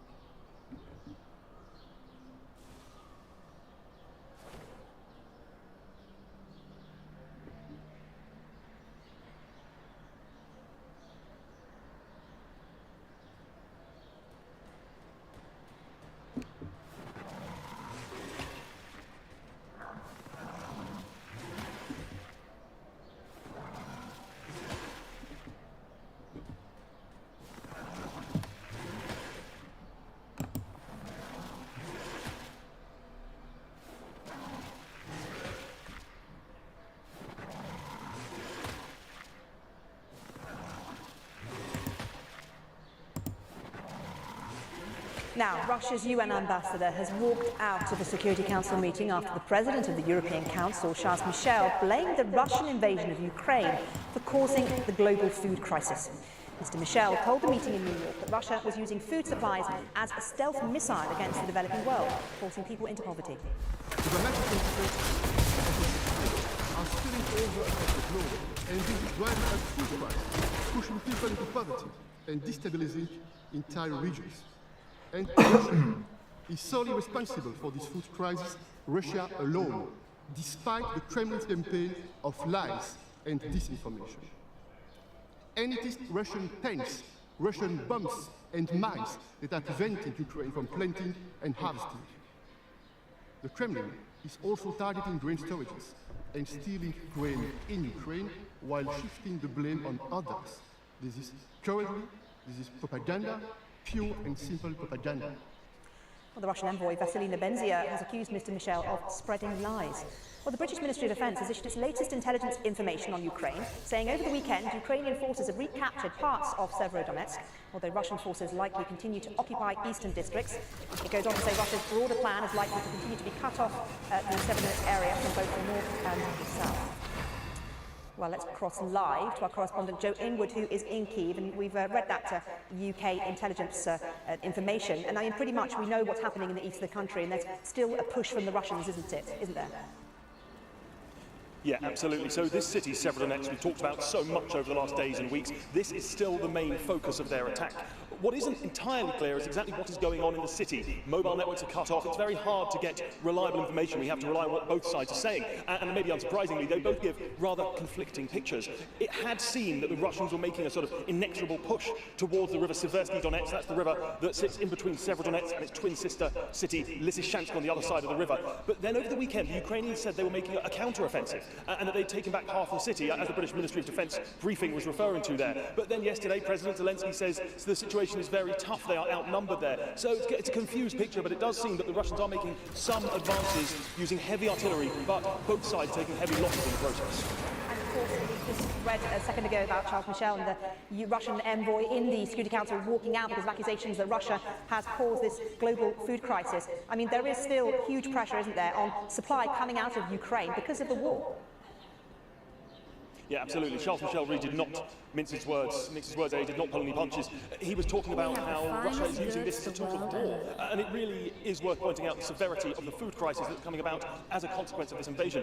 Ukraine is a huge producer of grain, much of it that goes to the developing world. The World Food Programme buys half of their grain supplies from Ukraine. Of course, none of that can get out now. We understand there are about 20 million tons of grain sitting in Ukrainian warehouses. There is more that's soon to be harvested, and planting seasons are not happening. So the consequences of this are being felt, of course, primarily here in Ukraine, with the terrible economic and human cost of this war, but also, and very significantly as well, in parts of the developing world, in East Africa, in Afghanistan, in Egypt, in Sudan, places that are reliant on Ukraine for their grain, and it is impossible for much of it to come out because of the blockade of the Black Sea. There is some coming out, but of course that's via Russian ports, and this is where these accusations by Charles Michel of theft of grain, that's where they come from. Joe, thank you very much. Joe Inwood there, our correspondent in Kyiv.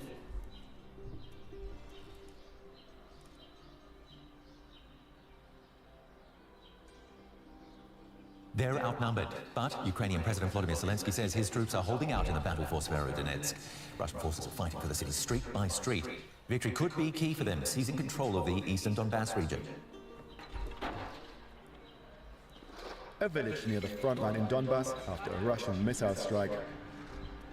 An elderly woman was killed, the latest victim in a war that has lasted over 100 days and continues to inflict misery on the people of Ukraine. How am I supposed to feel? We live peacefully normally. The street was peaceful. There's nothing here of value, nothing. And yet they bombed us. In the embattled city of Severodonetsk, Ukraine claims to be pushing back Russian troops.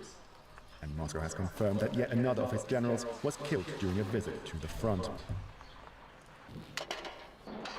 The US, the UK and Germany have moved to counter Russian firepower by pledging to send Ukraine rocket launchers with a range of up to 80 kilometers.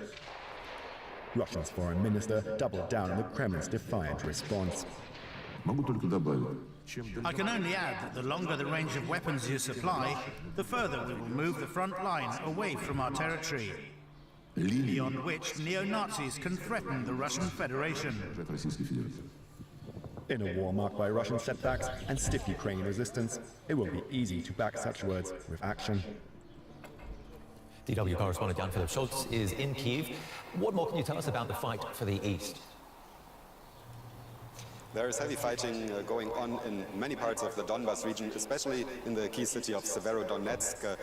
In some parts of the city there is intense street fighting continuing, but the situation on the ground is changing every hour, Ukrainian officials say. Commanders say that they still have enough forces, but they are clearly outgunned by the Russians, and in several parts of the city there is basically everything destroyed. In another important city, this is Slavyansk, very nearby, there are new Russian artillery attacks, and a lot of observers predict that there will be more heavy fighting in this area in the coming days. What about in the south, the Black Sea, where the Russian fleet had been blocking grain supplies to the rest of the world? Yes, there have been some interesting developments on the Black Sea. Ukrainian Navy commanders say that the famous Russian Black Sea fleet has been regrouping, and several ships have withdrawn to more than 100 kilometers off the Ukrainian coast. Ukrainians interpret this as a sign that the Russians are losing some control in this part of the Black Sea. Of course, it's interesting to see what this new development means for the ongoing sea blockade of grain supplies. As you said, this is one of the most pressing political issues at the moment, because it directly contributes to the deteriorating food security in many parts of the world. And any more information about those who died and those who surrendered at the Azovstal steel plant where that siege went on for weeks? Well, President Zelensky says that more than 2,500 fighters from the Azovstal fighting have been detained in the Donbas region. The Russian plans what to do with those fighters seem to change every day. Of course, they are highly important for President Putin, because the fighting around the famous Azovstal steel plant in Mariupol was one of the most symbolic during the war so far. There have been reports that the Russians are planning some kind of public tribunals, but President Zelensky says that they are doing everything to free those fighters, to bring them home safely, and there have been the Russians have handed over in the past days some soldiers that were killed during the fighting. Jan-Philipp Scholz for us in Kyiv. To our military analyst, Frank Legwit, who joins us from Oxford. What are the chances Ukrainian troops will manage to push back Russian forces from Severodonetsk? Well, Ben, it's a very complex situation. As Jan-Philipp said there, this is the very paradigm of urban warfare, of the fog of war. It's very difficult to know where your units are at any one time, and of course on multiple axes in cities. So we don't know. I suspect the Ukrainians their purpose is clearly to inflict casualties on the Russians rather than to hold the city. So I think we'll see over the next week or so, maybe shorter, the city will fall. But what's interesting around there is the Russians are still trying to cut the road into it in a place called Bakhmut. They've been trying that now for about 2 weeks without success. So the Russians are really holding up, the Ukrainians are really holding on there quite effectively. We've also been hearing about longer-range rocket systems on their way from the West, and we've talked about this before, but Ukraine says it needs a constant supply of artillery. Can the West deliver that? Yes, Ben, one of the things which has not been stressed over the last few days until now are the numbers of launches. I think the Americans are sending 4 HIMARS multi-launch rocket systems, 4, that's 4 trucks, and the British, I think, have 4, maybe 3.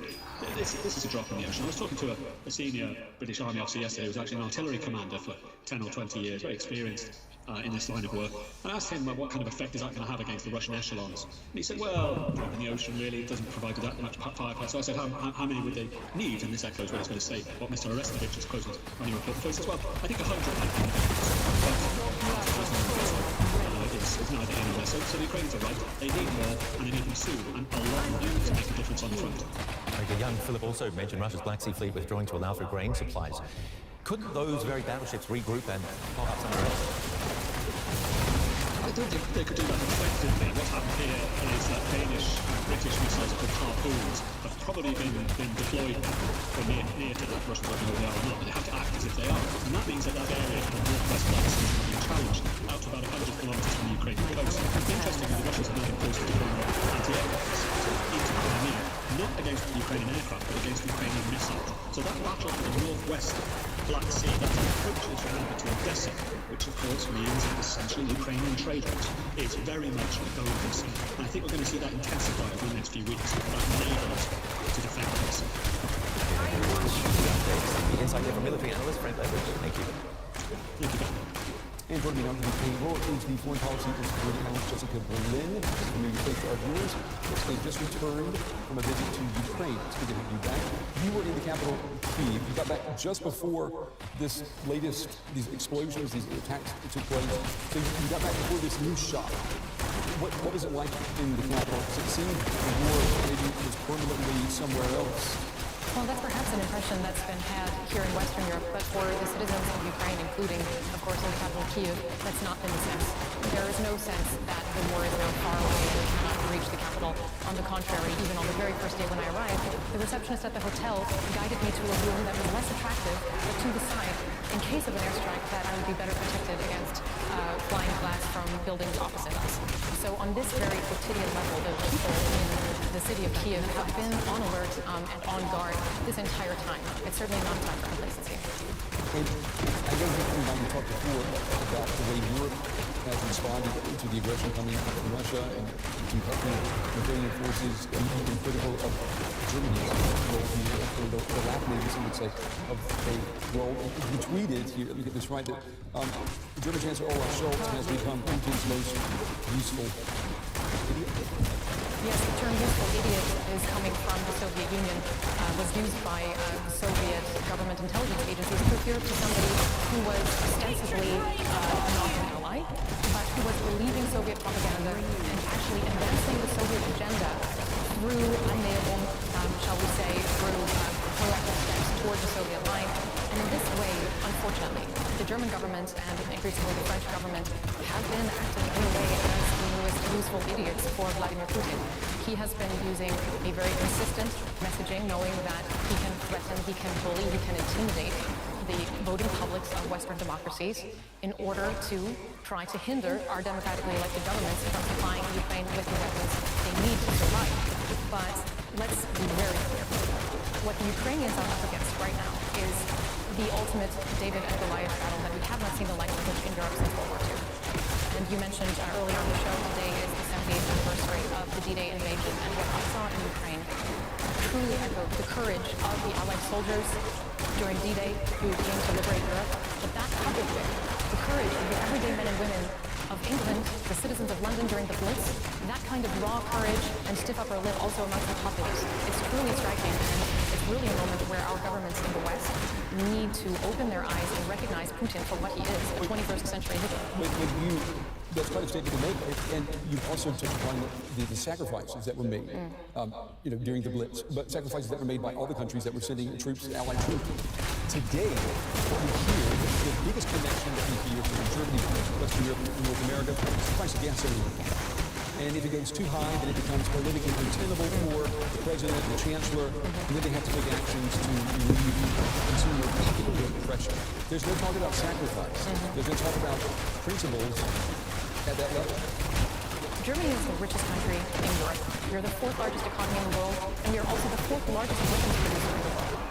If this country, rooted in the history of the war, we were free to have a democracy because the Allied troops and so many members of resistance forces fought against our government in the 1930s and 40s.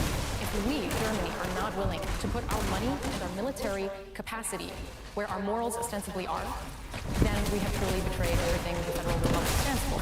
And this is unfortunately the lesson and the message that's being heard loud and clear in Kyiv and by our allies across Eastern and Central Europe.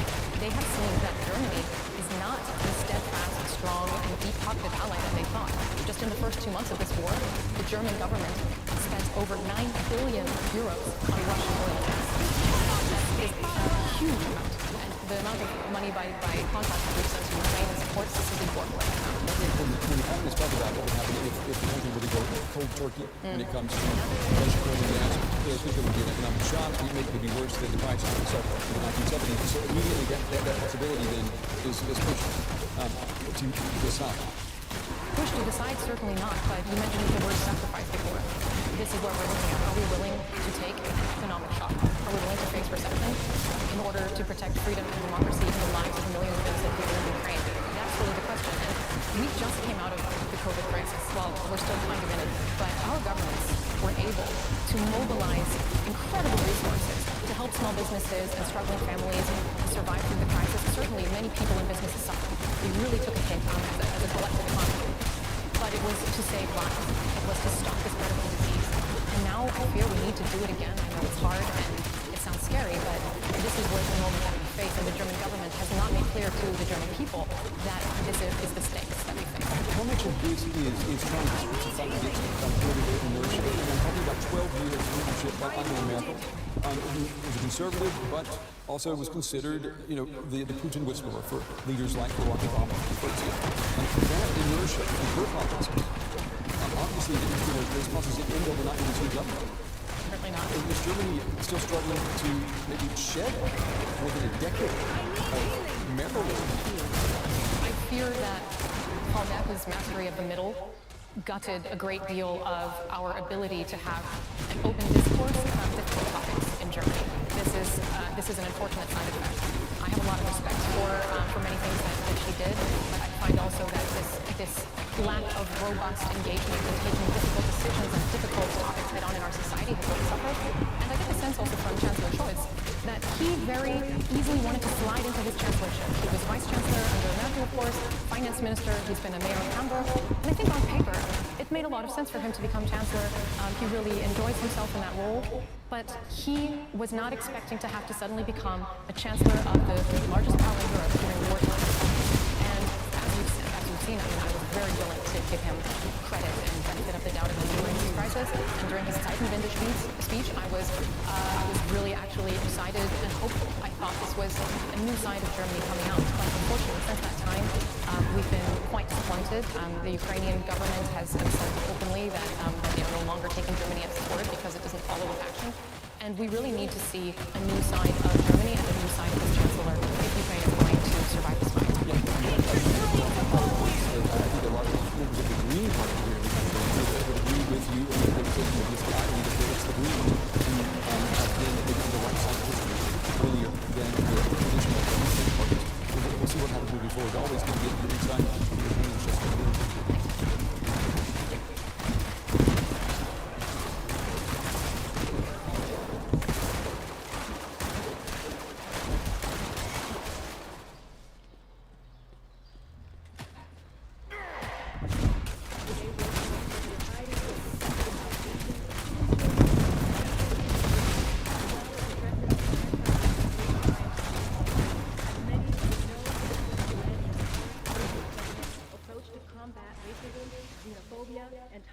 Intolerance facing ANHPI communities. Beginning his first week in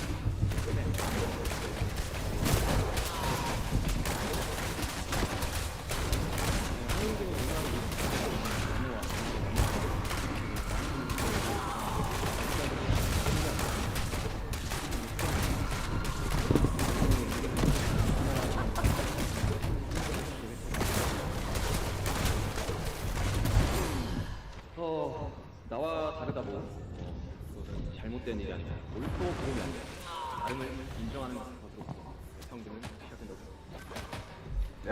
Fail. 네, 우리는 모두의 각자의 역사를 가지고 있습니다. 한 사람 한 사람이 의미 있는 서로 존중하고 이해하기 위한 또 한 걸음이 되기를 바랍니다. Lastly, we thank President Biden and the White House for giving this important opportunity to speak about the important causes, remind ourselves of what we can do as artists. Once again, thank you very much. Provide interpretation in Korean and English. 우리말과 영어로 통역 간략하게 전달드리겠습니다. 남준 씨는 친절한 소개 감사합니다. 방탄소년단입니다. 오늘 대학관에 초청받아서 반아시아계 혐오 범죄, 그리고 아시아계 포용, 그리고 다양성에 대해 논의하는 자리를 가지게 되어 정말 큰 영광입니다. June said today is the last day of the AA and HPI Heritage Month. We joined the White House to stand with the AA and HPI community and to celebrate. Jimmy said you were devastated by the recent surge of hate crimes, including Asian American hate crimes. I like that. To stop on this and support the cause, we'd like to take this opportunity to voice ourselves once again. Joe said we are here today thanks to our army, our fans worldwide, who have different nationalities and culture and use different languages. We are truly and always grateful. Jungkook said we still feel surprised that music created by South Korean artists reaches so many people around the world, transcending languages and cultural barriers. We believe music is always an amazing and wonderful unifier of all things. Shika said it's not wrong to be different. I think equality begins when we open up and embrace all of our differences. B said everyone has their own history. We hope today is one step forward to respecting and understanding each and every one as a valued person.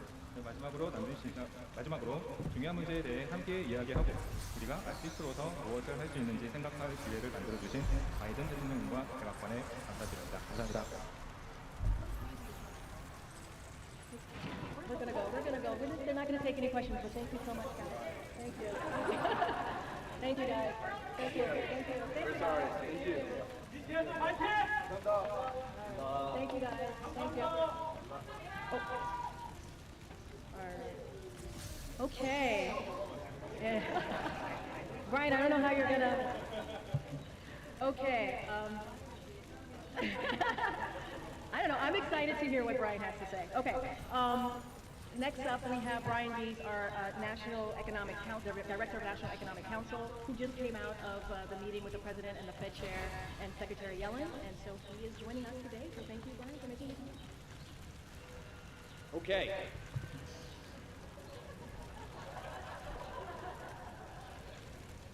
So I get to go home and tell my kids that BTS opened for me. Saturday Night Live is fucking. I did not expect that when I woke up this morning. And I know that you're all here to talk about trimmed mean inflation, and you're as excited about that as you are for them. So thank you for hanging in here. I just wanted to provide a little bit of context to the economic focus of the day. As you all know, the President just concluded a meeting with Chair Powell, along with Secretary Yellen and myself. Vengeance will be mine. Meeting focused on the outlook for the U.S. and global economy. And I won't go into detail of the private meeting other than to reinforce that the President underscored to Chair Powell in the meeting What a glorious feeling. Consistently, including today, that he respects the independence of the Federal Reserve and will provide the Federal Reserve the space and the independence that it needs to tackle inflation. Also today, the President published a op-ed in the Wall Street Journal, and we'll just give you a little bit of context for that piece and how we are thinking about economic priorities here. So 4 quick points. The first point is there is no question that the global economy right now faces a range of significant challenges. Inflation is first among them. It is a global challenge. We learned, for example, today that inflation in the euro area hit an annual rate of 8.1%. And it is a challenge that the President's understanding is hitting the area and creating anxiety and also economic.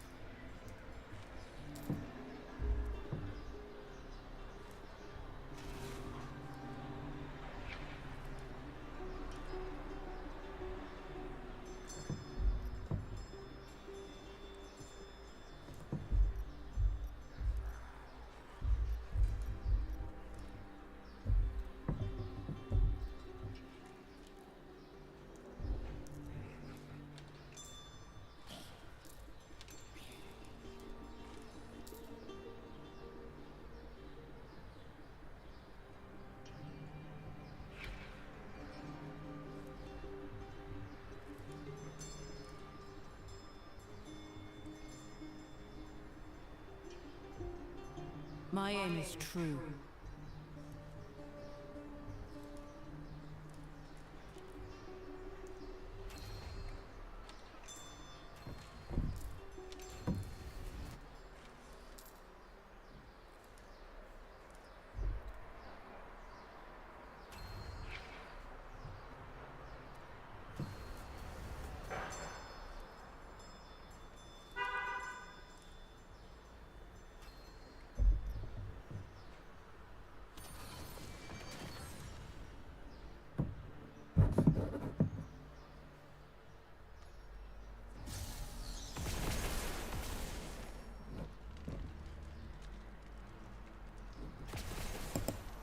Brian Cox, without hesitation, repetition, or deviation, can you please explain for us, as succinctly as possible? I have a timer here. The rules of quantum mechanics. Your time starts now. Well, the most basic version I know of is Feynman's version, which essentially says particles are particles, and they hop from place to place with a particular probability. And the probability that a particle that's at some place will be at some different place later is given by a very simple rule. It uses a quantity called the action, which is to do with the mass of the particle and the time and the distance. So you basically calculate these little quantities, which are to do with something called the action, and you add them up. So if I start with an electron in one corner of the room, and I say, what's the probability sometime later it will be somewhere else? Then at every point in the room, you can assign a probability that it will be there at a later point with one simple rule, and that's it. Now this is called the Pep integral formulation of quantum mechanics. That underlies everything else. You can get the rest from there. So it's a simple rule. It says, what's the probability a particle will move from A to B? That's it. I'll stop with that.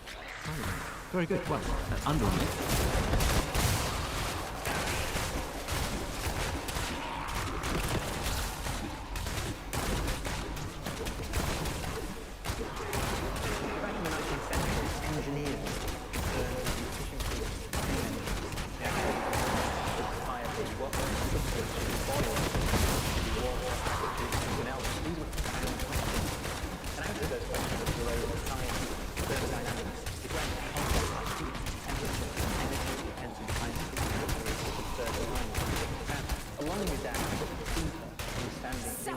You deserve nothing less. The most important law of physics for understanding the evolution of the universe is time.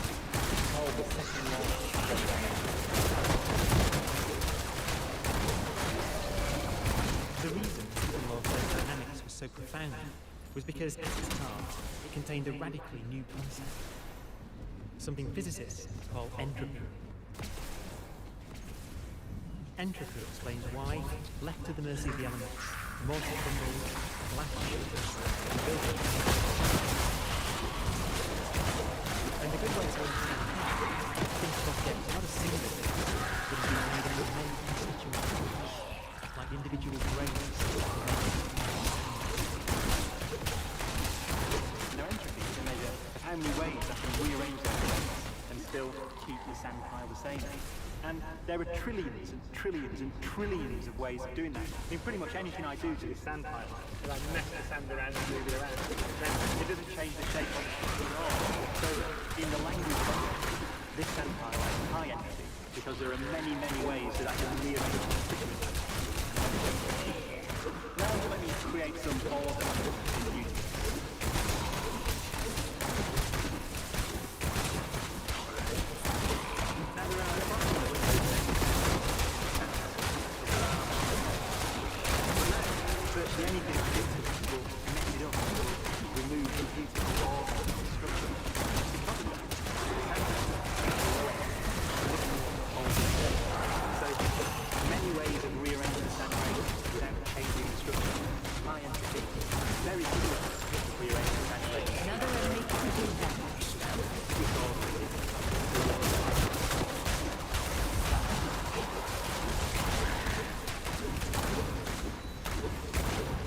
To leave this castle in the desert all day. You deserve nothing less. It's obvious what's going to happen. Desert winds are going to blow the sand around, and this castle is going to disintegrate.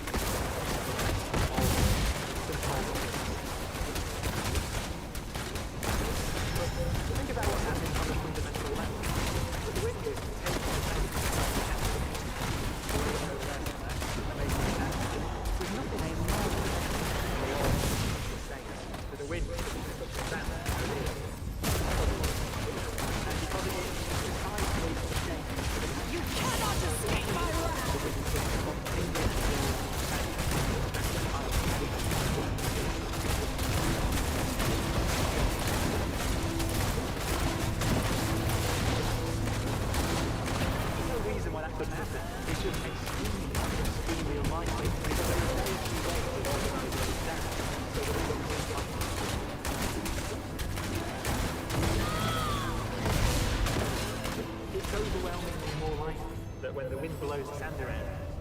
take the low entropy structure, the castle, and turn it into a high entropy structure, the sand pile.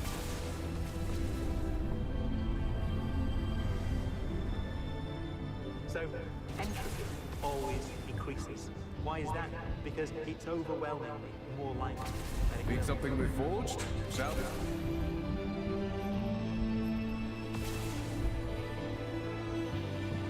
It seems incredible that a law that says that sandcastles don't spontaneously form on the wind could solve one of the deepest mysteries in physics. But by saying entropy always increases, the second law of thermodynamics is able to explain why time only runs in one direction.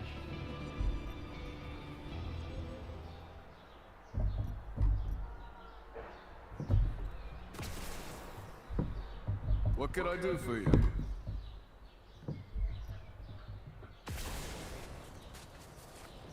No? Well, good luck out there. Oh, I see. I gotta extract the essence from this one. Well, this is the Pareto Moreno Glacier in Patagonia, in southern Argentina. Need something And reforged? it's one of the hundreds of glaciers that sweep down the continent into the southern Patagonian ice fields. And, you know, if you carry on that way, so south, about, I don't know, about 1,000 kilometres, you get to the end of South America. And from then on, there's nothing to the Antarctic. I mean, it feels like that today.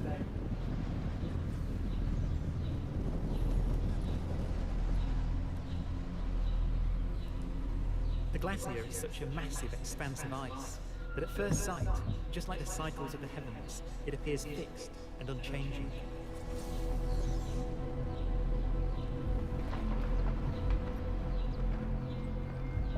Yet seen close up, it's continually on the move, as it has been for tens Hey there. of thousands Good to see of you. years. Be safe, all right?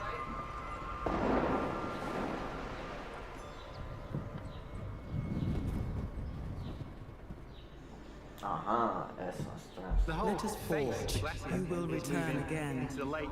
I've seen That's it something in like my that much visions. every day. And that means that well over 250 million tons of ice drop off the face of the glacier into the lake every year. It's about 1 million tons a day. And you can hear it happening. Just every now and again you hear this tremendous crackling sound. It really is like the place is alive.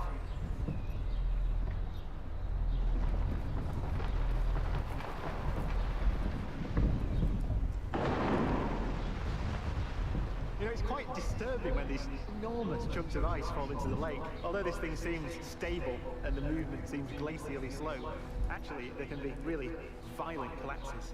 You know, it's an incredibly dynamic place to be.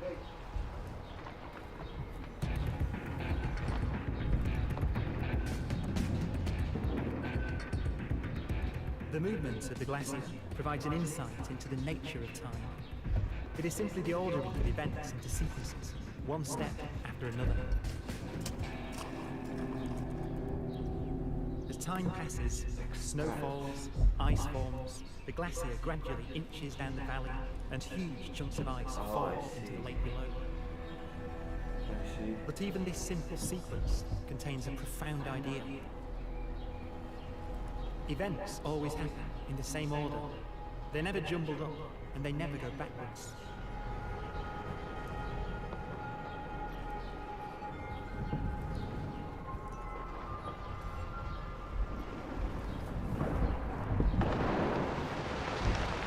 And that is something that you would never see in reverse.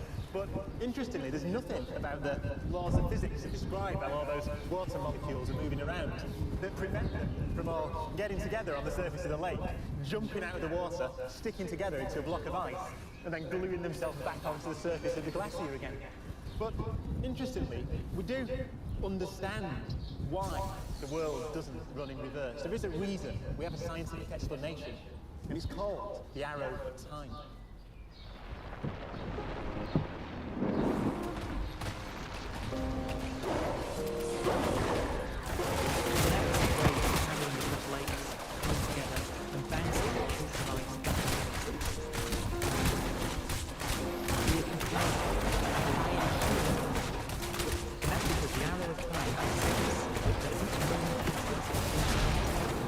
Once these changes, they're never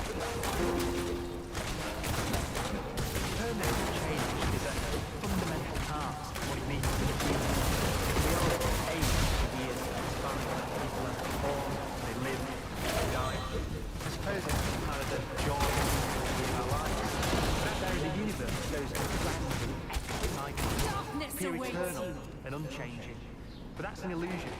See, in the life of the universe, just as it was, here is an issue.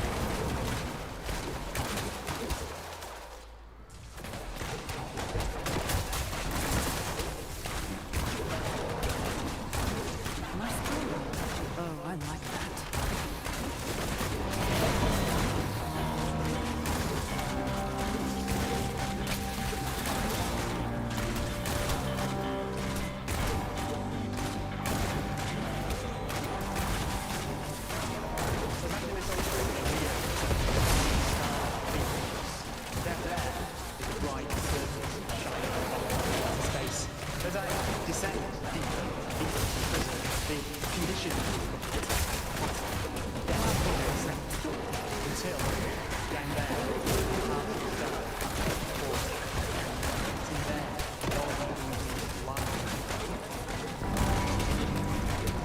Deep in its core, the star is fighting a futile battle against its own gravity. As it desperately tries to stop itself collapsing under its own weight, new elements are made in a sequence of separate stages.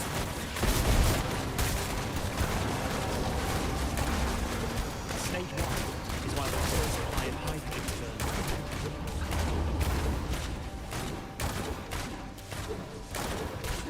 Once the star's burning, hydrogen, helium, and core, vast amounts of energy are released, and that energy escapes, literally creates an aggregate that force gravity and holds the star up and keeps it stable.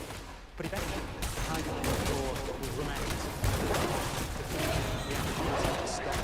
No more energy will be released, and that outward pressure will disappear. Now, at that point, the core will start to collapse.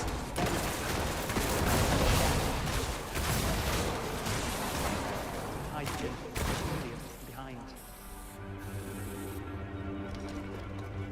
Beneath this shell, as the core collapses, the temperature rises again. Until, at 100 million years, stage 2 starts, and helium and hydrogen fuse together.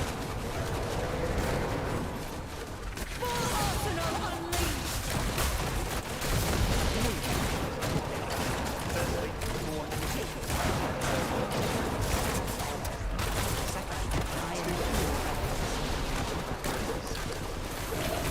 Darkness awaits you.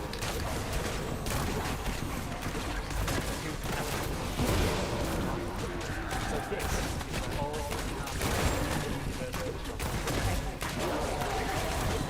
every atom,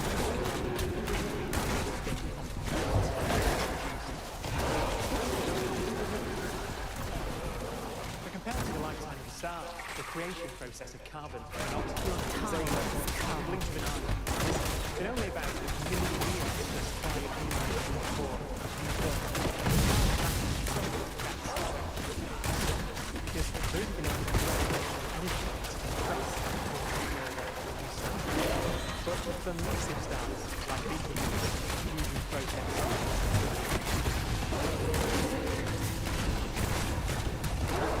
When the helium runs out, gravity takes over again. The collapse continues. You deserve nothing less. The temperature rises once more, launching stage 3, in which carbon fuses into magnesium, neon, sodium. And so it goes on, core collapse, followed by the next stage of fusion to create more elements. Each stage is hotter and shorter than the last. Final stage of the heart of the star, almost pure.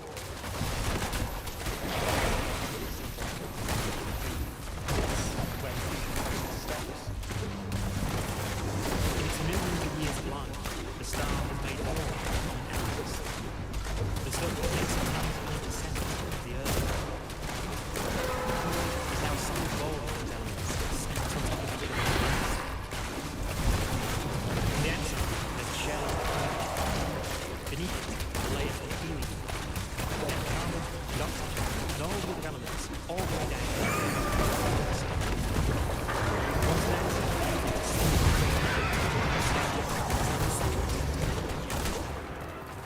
When a star runs out of fuel, then it can no longer release energy through fusion reactions. And then there's only one thing: What can I do for you?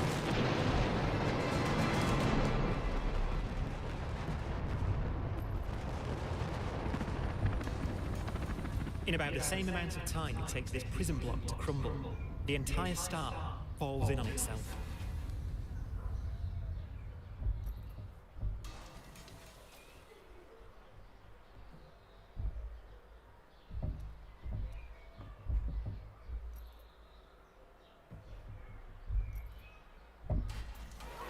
Okay, good morning, everyone.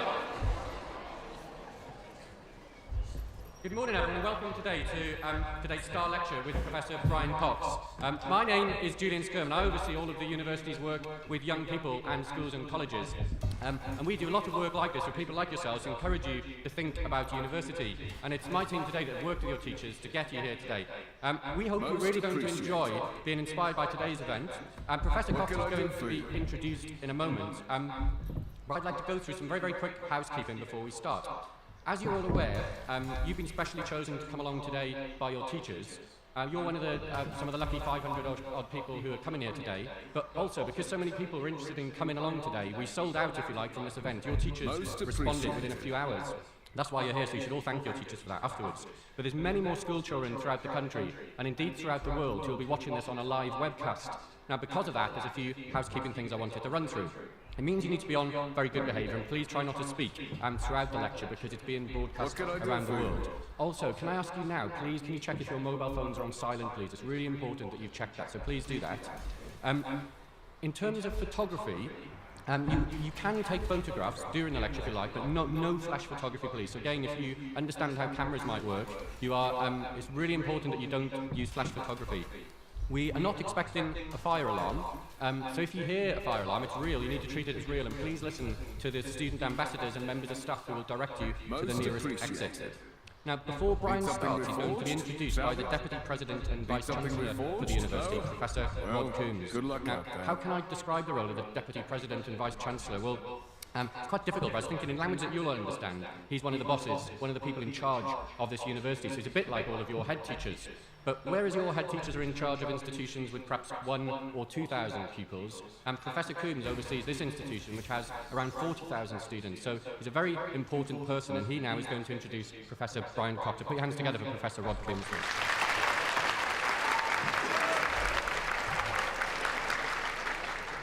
Good morning, Julian, and thanks for that introduction. I've never been so praised in an introduction before. But before I go on, I just want to thank Julian and his team for all the work they've done. All the purple people that you see around here have all worked very hard to organise this. So I think we should give Julian and his team a round of applause for all the work they've done.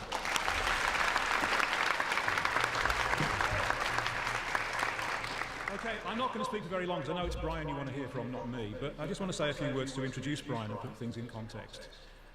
And obviously, you've seen him on the television, you've seen the programmes that he's made, which have been so successful in raising the profile of science amongst young people and people of all ages and all generations. The wonders of the universe, the wonders of the solar system, stargazing live from Jodrell Bank, actually where I'm going tonight to host another group of international visitors to Jodrell Bank, which is, of course, part of the University of Manchester as well.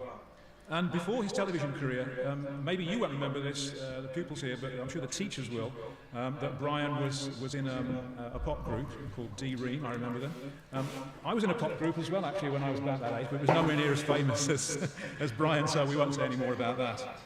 I'm sure you also know, but what I want to emphasise is that Brian is a working university teacher and a working university researcher here in this university and at CERN in Geneva, where the Large Hadron Collider is, which is where Brian does a lot of his research.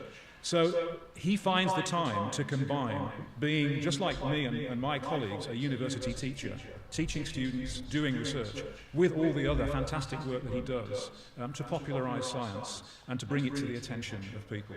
So, you know, don't just think of Brian as somebody who's on the TV. He was just saying to me now that he's giving some lectures over the next few weeks to our first-year students on quantum mechanics.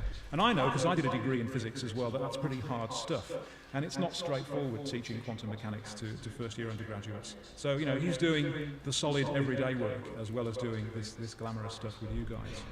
So why is it that Brian and other people like Brian spend so much of their time trying to enthuse young people like yourselves about science?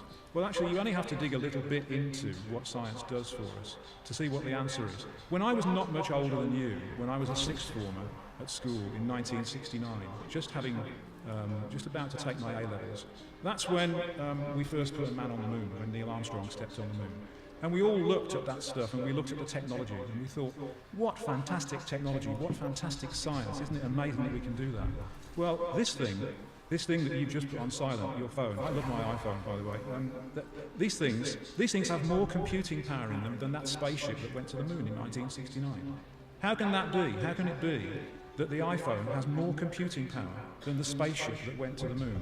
Well, the answer is because between then and now, lots and lots and lots of people who all started off just like you doing science at school have worked through university and done research and worked with companies and developed new science and developed ways of applying it, new bits of physics, new bits of chemistry, new bits of mathematics, with the result that we've moved on between 1969 and now to the point where there are more of these things going to be sold in the world next year than computers. More mobile phones will be sold than computers in the world. And in some parts of the world, people will never bother buying a computer because they'll just use one of these to surf the internet. So that is how science changes our world. It creates a continuous flow of progress and, of course, challenges, and sometimes tricky things to work through. But without it, where would we be? Where would we be if we didn't have science? And it's that kind of commitment to the role that science plays in the world that means that Brian and people like him take the time to make sure that there are more people coming through, more people committed, enthused, and who have the desire to do more science and produce more progress for everybody.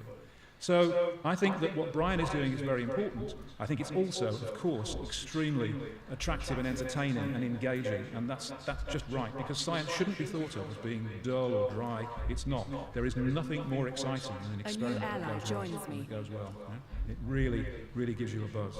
So what I want you to do is to enjoy Brian's lecture, but when you're on the bus going back and when you're talking to your parents about what you want to do, think about science. Think about the fact that you can be part of all of that kind of activity. And think about it when you think about what you're going to do next year and the year after in school, whether you're going to go to university, if you go to university, what you're going to study, and so on. So that's the end of my bit of kind of sermonising, and now let's get on with the main attraction. So without further ado, will you please welcome Professor Brian Cox.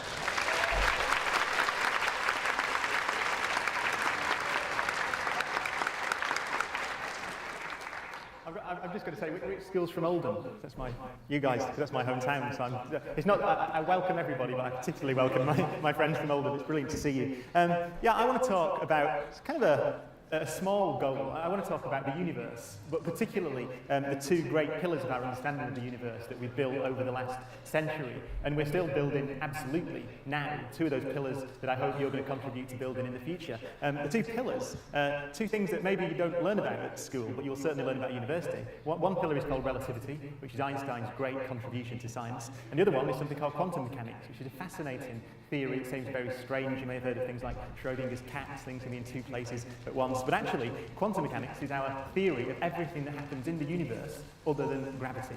And today, the place where we explore that in detail is the Large Hadron Collider at CERN in Geneva, the place that I work when I'm not messing around on television. So I want to give you some idea of what we're doing now at the Large Hadron Collider and what we hope to discover within the next year or two. So absolutely current cutting-edge research. But the first thing I think to say about the ambition, because I said we want to understand the universe and our two great theories of it, is to look at the sheer size of the problem. And that's one of the things that I think captured my imagination first when I first began to get into science, when I was 5, 6, 7 years old. It was the sheer ambition of it. Because this is a picture of the universe. This is actually a picture of the night sky. If any of you are interested in astronomy, that thing up there is the constellation of Orion that you can always see in the winter sky. But I want you to focus on a piece of sky that's somewhere around here. I'm going to zoom in on it now. It's a piece of sky that you would cover if you took a 5p piece and held it about 25 metres away. So imagine taking a 5p piece and putting it 25 metres away over a tiny piece of sky. Well, a few years ago now, the Hubble Space Telescope, which is in orbit around the Earth, turned its gaze to that tiny piece of sky, a 5-pence piece bit of sky, and took a picture. It opened its camera shutter for thousands and thousands and thousands of seconds, and just gathered the light from that piece of sky. It was deliberately chosen because it's a dull, uninteresting piece of sky. Actually, from the surface of the Earth, you would see virtually nothing in it at all. But this is the picture that Hubble took, and you see that it's anything but empty. It's called the Hubble Deep Field image. It's one of the most important and fascinating images in the recent history of astronomy. It's not empty. It's got lots of structure, lots of points of light in. There are actually over 10,000 points of light or blobs in that image, and virtually every one of them, over 10,000 of them, are actually galaxies, distant galaxies. So they're not stars, they're galaxies. Now those galaxies, on average, have, what, 100,000 million stars like our sun in them, at least. So 100,000 million stars in each one of those 10,000 blobs. The most distant object in that image, and I'm going to talk a bit about how we know these things in a moment, but the most distant object is 13.2 thousand million light years away. It was actually discovered in this image only a few months ago. Now, light travels at 300,000 kilometers per second, 186,000 miles a second. And at that speed, it's taken over 13 billion years to travel from the most distant object in that image to Earth, to the Hubble Space Telescope. Now, when you think that the Earth is only just under 5 billion years old, it means that most of the light from most of the galaxies in that image began its journey to Earth before there was an Earth. And for some of the most distant galaxies there, they were over halfway here when the solar system was just a cloud of gas and dust. It hadn't yet coalesced into the sun and planets and moons of the solar system. So imagine what that looks like. That's a tiny, remember, 5-pence piece of sky 25 meters away. Imagine what that looks like when you extend it over the entire sky. Well, this is a beautiful map of the observable universe. Every dot on that map is a galaxy with 100 billion stars like our sun in it, at least. You see that the structure in there, they're not randomly distributed. It's very interesting. I'm going to show right at the end of the talk that we think we're beginning to understand where that structure came from. Just to get some sense of scale, that little line up there, you might not even be able to see it at the back, but that's the 1 billion light year line. So light takes 1 billion years to travel from one end of that line to the other. This is the observable universe. And I'm going to show you, there's a ridiculous number that I have to show you. It's better to show it than say it. This is the number of stars that we think are in the we know from observation are in the observable universe at the moment. 30,000 million stars. Just like our sun, some bigger, some smaller. 350 billion large galaxies, 7,000 billion smaller dwarf galaxies. That's the observable bit of the universe. We have pretty strong evidence now the universe is significantly bigger than that, but we can just see this blob surrounding us, the blob from which light has had chance to travel during the history of the universe. So the universe is big, is what I wanted to say to you. I don't know if you know a comedian called Woody Allen. He once said that the universe is probably infinite, which is a bad thing if you're one of those people who can't remember where they put things. But it's enormous. So how can you... Oh, I don't want to start that yet.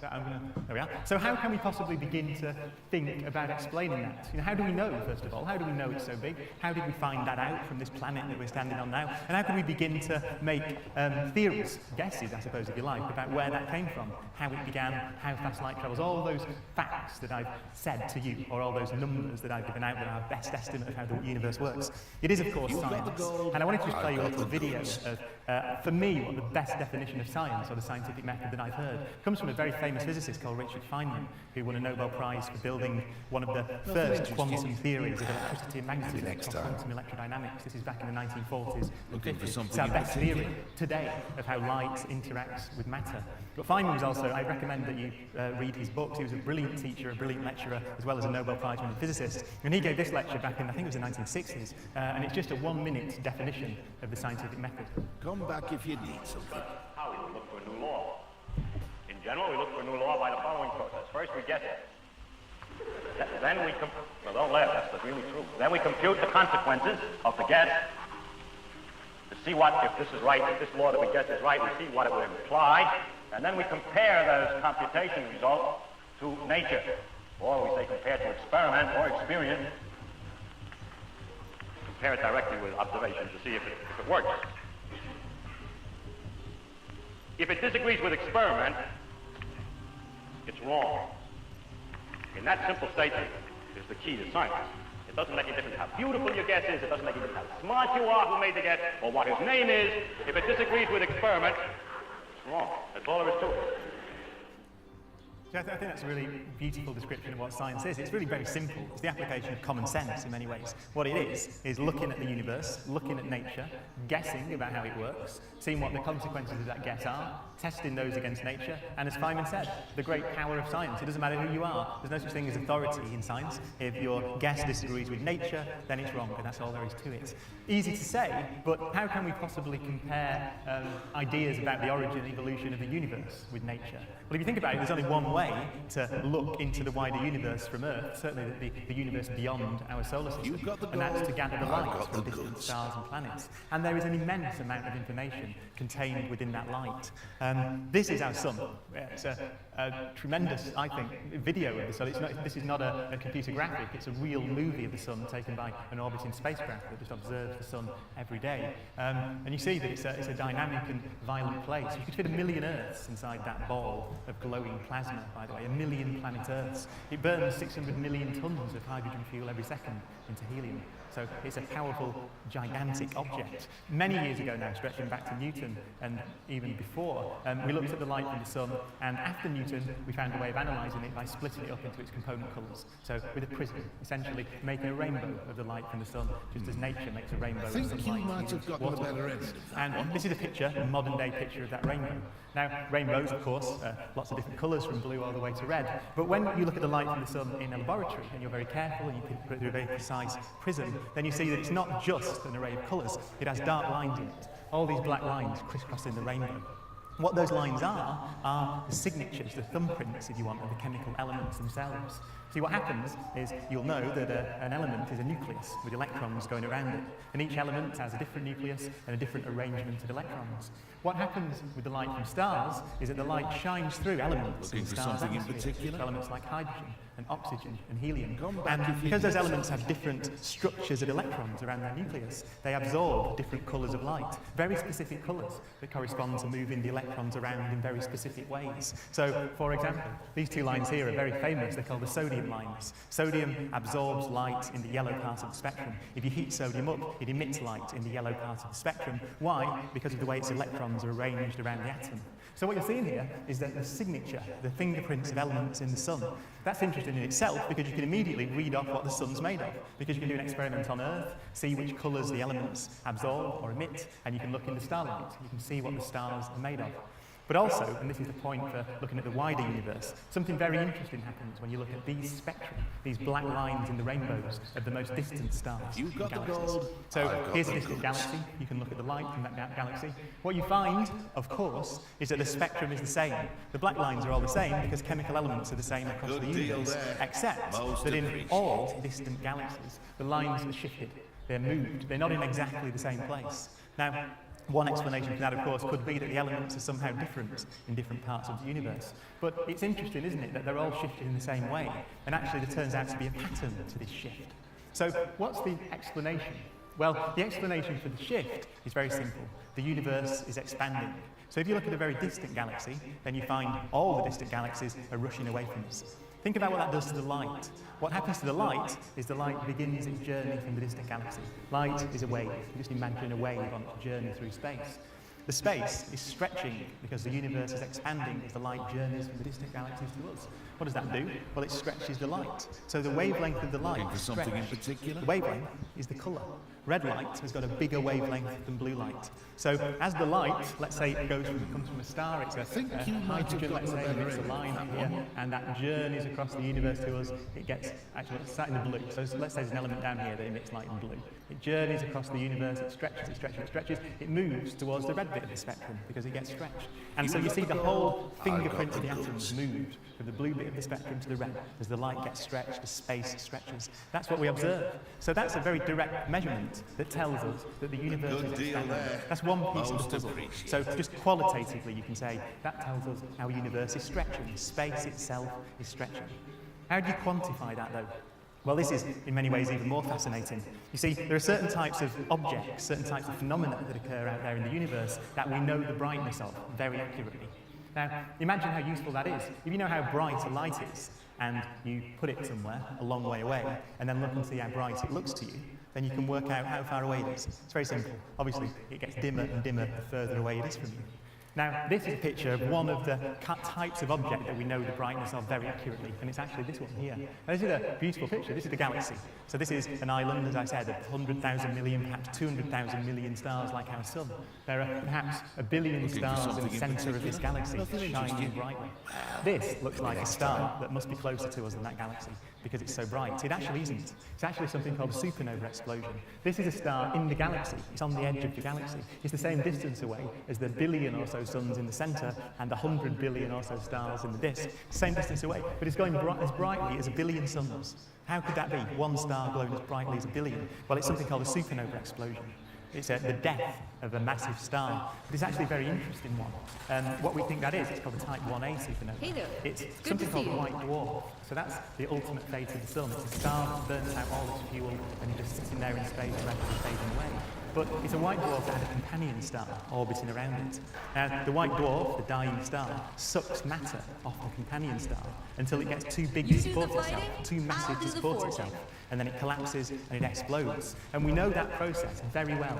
It was a process that was predicted, actually, from quantum mechanics, from our theory of atoms and molecules back in the 1930s. So it's a very specific process. And we can calculate precisely how brightly that explosion should be, because we understand the mechanism beautifully. So we know how bright that is. We know how bright it looks because we've taken a picture of it, so we can work out how far it is away. And this is the second bit of evidence you need. So we've got two things now. We've got that you look out into the sky and you see that things are speeding away from us because you can measure the shift in the light. And we know exactly how far those things are because we can look for things like this, supernova explosions in the distant galaxies. Now these are rare. You get on average about 1 supernova per century per galaxy. So very rare, but there are a lot of galaxies. And this is a beautiful picture, I think, again from the Hubble Space Telescope, which is a picture of galaxies along the bottom as they usually look, and along the top as they looked on a particular day or a particular week.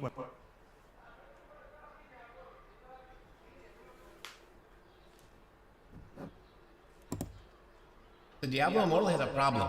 It's keeping a lot of the top players from continually playing the game. And today in this video, we're going to talk about it.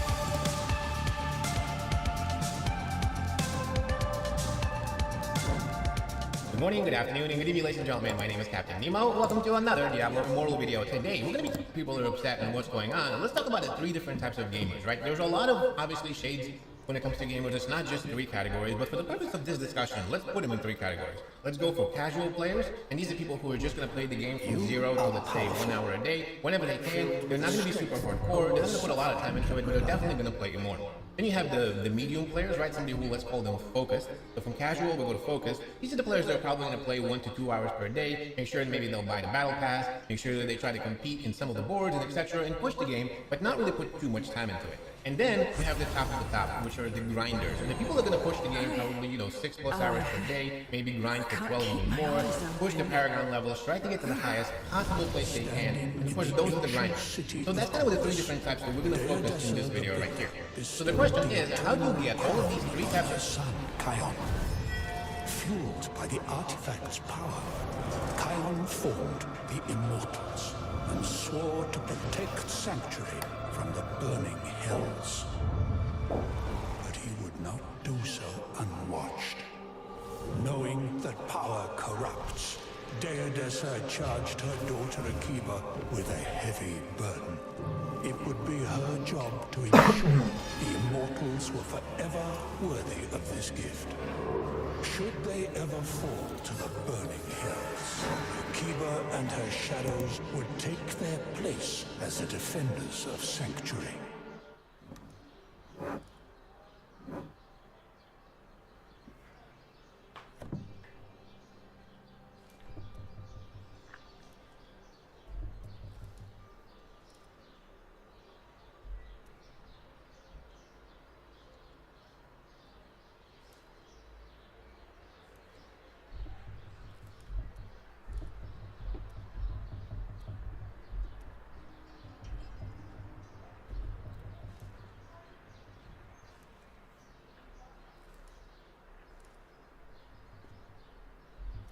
This cycle is eternal. Since the time of the Firstborn, Deodessa has done her part to ensure that Sanctuary would be forever protected. For her plan to work, 2 sides are required.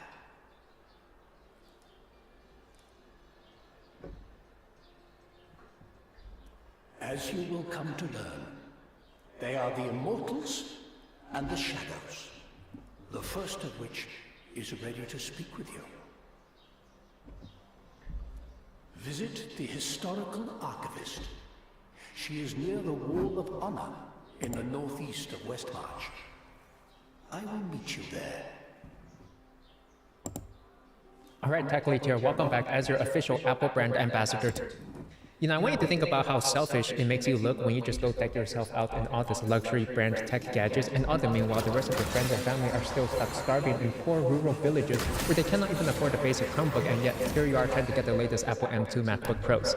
And plus, what have you done with your hair in your attempt to overcompensate for your lack of coding ability just so that you can look like one of those hackers from the movie The Matrix? Have you forgotten your roots, your traditional past, so that you can be somebody that you're not? Be proud of who you are, it's Pride Month after all, instead of trying to be somebody that you're not. So this is the message coming out straight from Apple WWDC, proud to be your Apple brand ambassador. First up on the announcement today is the Apple M2 chip.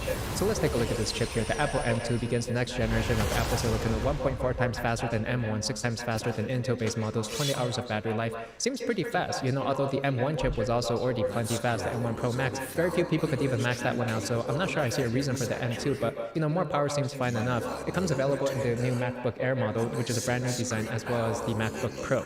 And so this is the all-new MacBook Air, all-new design, very sleek and slim, M2 supercharged. And actually, if you were to check the dimensions here and you can compare the Air with the MacBook Pro 13, both of these with the new M2 chip, you know, both of these specs are almost identical, but let me highlight for you the difference. Number one is the height. For the MacBook Air is almost 30% thinner than the height for the MacBook Pro. So we're talking about 1.13 centimeters versus 1.56 centimeters. The weight, 1.24 kilograms versus 1.4 kilograms. So when you compare the MacBook Air versus the MacBook Pro 13, they both appear on the outset quite similar, with the Air being the sleeker, thinner model. And when you take a look at the price here, it's $1,200 versus $1,300 for the Pro. So that looks pretty similar. The screen on the Air is actually a little bit bigger at 13.6 inches versus 13.3 because it's just a little bit more edge to edge. And then the webcam on the Air is going to be a little bit nicer actually at 1080p versus 720p.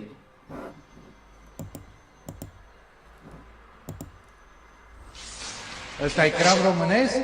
Românesc barostane. Azi dimineață mi-a venit din Italia. Avem și caras proaspăt de săptămâna trecută. Cum de săptămâna trecută? Păi acum la face din Spania. Și șalău e tot din Spania? Nu, asta e chiar din România. De la Vama Borș. E de captură. Normal că de captură, boss. Ci că a fost o captură mai mare. 4 tiruri pline cu pește din Ungaria. Mâna mea, plătică, liban, decât ăsta cu șalău a scăpat. Bine, dar pește de ăsta de-al nostru, din Dunăre, din Delta, n-ai nimic, hă? Am avut, șefule, jur că am avut, dar s-a terminat. Când? Păi acum 10 ani. Adică în toată viața asta nu mai găsești un pește român. Ba, da, busulică, cum să nu? Avem crapul chinezesc. Și somnul de unde vine? Somnul, șefule, îmi vine, uite de aici. Asta chiar e românească, prunere adevărată, de la mama lor, din Polonia. Ai noroc. Mănâncă românește, votează românește. Ia zi, domniță, cu ce te servesc? Roșii românești aveți? Am, mămică, să zici de care vrei. Am românești din Turcia sau din Grecia. Am și românești din Spania, de care vrea sufletelul tău, prințesă. Dar castraveții sunt românești? Românești, frumoasa mea. Ăștia e românești din Olanda, ăștia mai mari e tot românești, dar din Italia. Păi, ori sunt românești, ori sunt din Italia. Da, frumoasă, câte chile vrei? Vinetele de unde sunt? Tot din Italia? No, asta e românești din Olanda. Ia zi, tu ai mai văzut așa lucioase? Zici că e bibelou? Nu mai am unde să mă duc. Dă-mi jumătate de kilogram. Ia, prințesă, mai mult, e păcat de ele, ce frumoasă e. N-am ce face cu ele, nu vreau să-mi se strice în frigider. Astea? Nu se strică niciodată, fata mea, le ții în cămară ani de zile. Ia zi, ai copii mici? Mici? Mici. Când se o face mare, le faci salată din ele. Hai să-ți dau și niște ceapă din asta românească, din Belgia. Asta ține și mai mult. Mănâncă românește, votează românește. Ia zice șeful, ce vă dau? Am vită, pui, porc. Porcul e de țară? E de țară, șeful. Din ce țară vreți la tale? Am din Danemarca, Germania, Belgia. Păi și e bun? Păi că ăla din Spania. Dar e mai proastă. Nici nu zici că a stat 5 ani la congelat. 5 ani? Dacă veneați marțea trecută, am avut din Franța. Omor a fost. Hai, mă, da, păi acum toți vor din Franța. Că e cel mai bun. Nici nu zici că e din Franța. Dar ce ai din România? Păi ce să am? Reumatism și rate la bancă. Hai, dom'le, că vorbesc serios, zi, ai ceva din România? Am, dom'le, am. Full pe SUA. Cum full pe SUA? Astăzi din America. Ei, o fi fost când a venit congelată. Dar după 20 de ani de stat la noi, sigur le-a dat cetățenie. Și Vita? Vita de unde? Uite care e treaba, șef. Eu sunt măcelar, nu sunt profesor de geografie, da? Da, e de la noi? Vita? Păi ce, noi mai avem viticultură? Parcă așa-i zice, nu? Ia un șoci. E de la noi? Păi cum? Din China. Mănâncă românește, votează românește.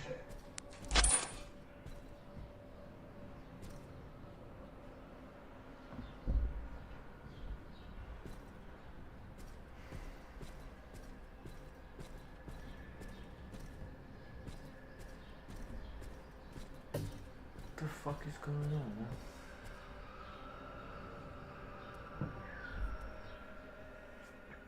What was that? Ăsta e, zici că e din Franța. Dar ce ai din România? Ăla din Spania. Vită, ui. Mănâncă românește, votează românește. Ia zice șeful, ce vă dau? Am vită, ui, porc. Porcul e de țară? E de țară, șeful. Din ce țară vreți matale? Am din Danemarca, Germania, Belgia. Păi și e bun? Păi că ăla din Spania. Dar e mai proaspăt. Nici nu zici că a stat 5 ani la congelator. 5 ani? Dacă veneați marțea trecută, am avut din Franța. Omor a fost. Mai nu rău. Da, păi acum toți vor din Franța. Și că e cel mai bun. Nici nu zici că e din Franța.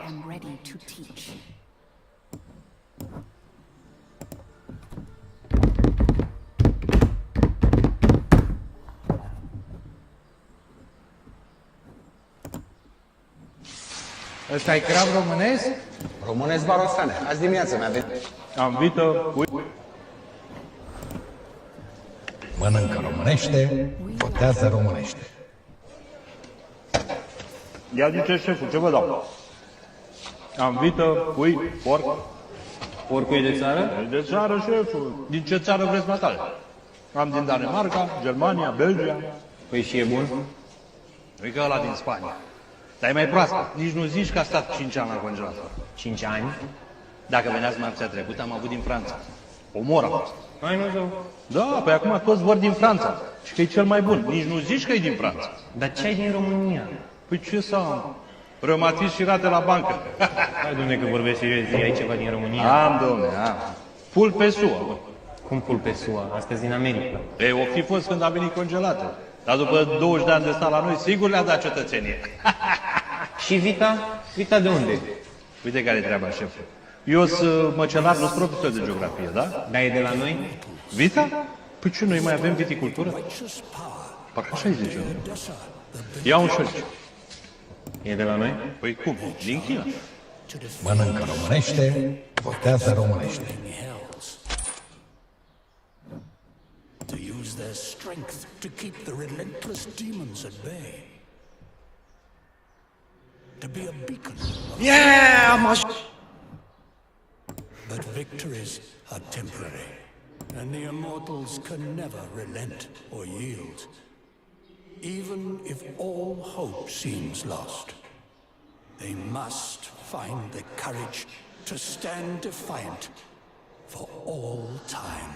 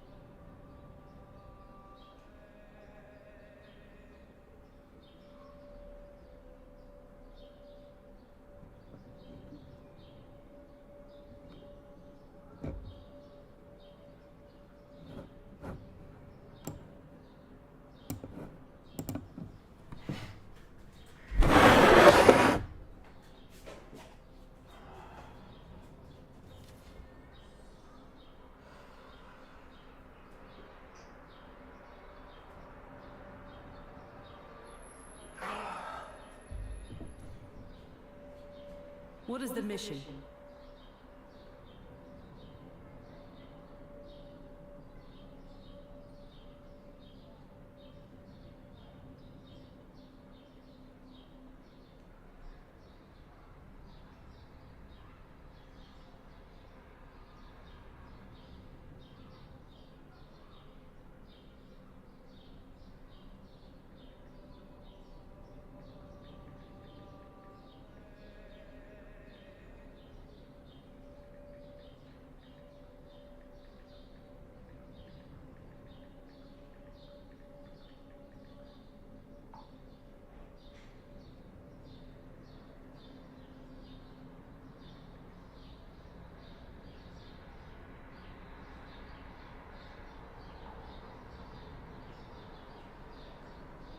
Hey Siri, call Vladimir Georgiou on speaker. Calling Vladimir Georgiou on speaker.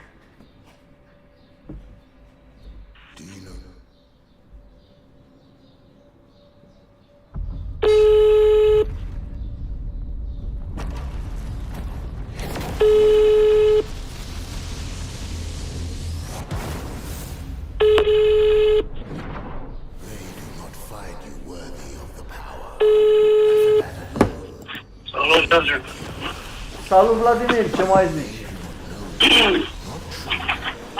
Ce să zic? La job, adică lucrez de acasă. A, ești la, nu ești la muncă, ești acasă la muncă, cum ar veni. Da, păi peste tot unde ești la muncă, frate. Deci, și în jungla dacă te duci ești la muncă, că nu poți să stai așa cu ochi frumoși acolo, că te vânează alții. Da. Așa că, da, tu ce, te-ai trezit și acum ai chef de vorbă. Da, te-am sunat să văd ce faci, eu m-am trezit mai devreme, mai am 2 ore, 3 ore și mă duc la... Mă duc la muncă. Când se termină proiectul auto? Cred că mai are o lună și 2 săptămâni, 6 săptămâni. Te-ai obișnuit, e ok? Ți-ai Da, făcut prieteni? Te-ai făcut prieteni pe acolo? Nu, n-am făcut niciun prieten. Dar ce, fiecare e așa de stresat și supărat? Păi nu, eu dacă lucrez de noapte, eu am doar un coleg atâta de noapte. Adică mai sunt care lucrez, mai am producători, da, dar nu sunt prieteni, nu știu, sunt colegi de muncă. Crezi că sezonul următor treci pe zi? Nu știu. Dar ție cum ți-ar conveni? Să faci și de noapte și de zi sau numai de zi? În momentul ăsta nici nu mă gândesc la așa ceva, merg înainte, frate, am îmbătrânit. Vezi că...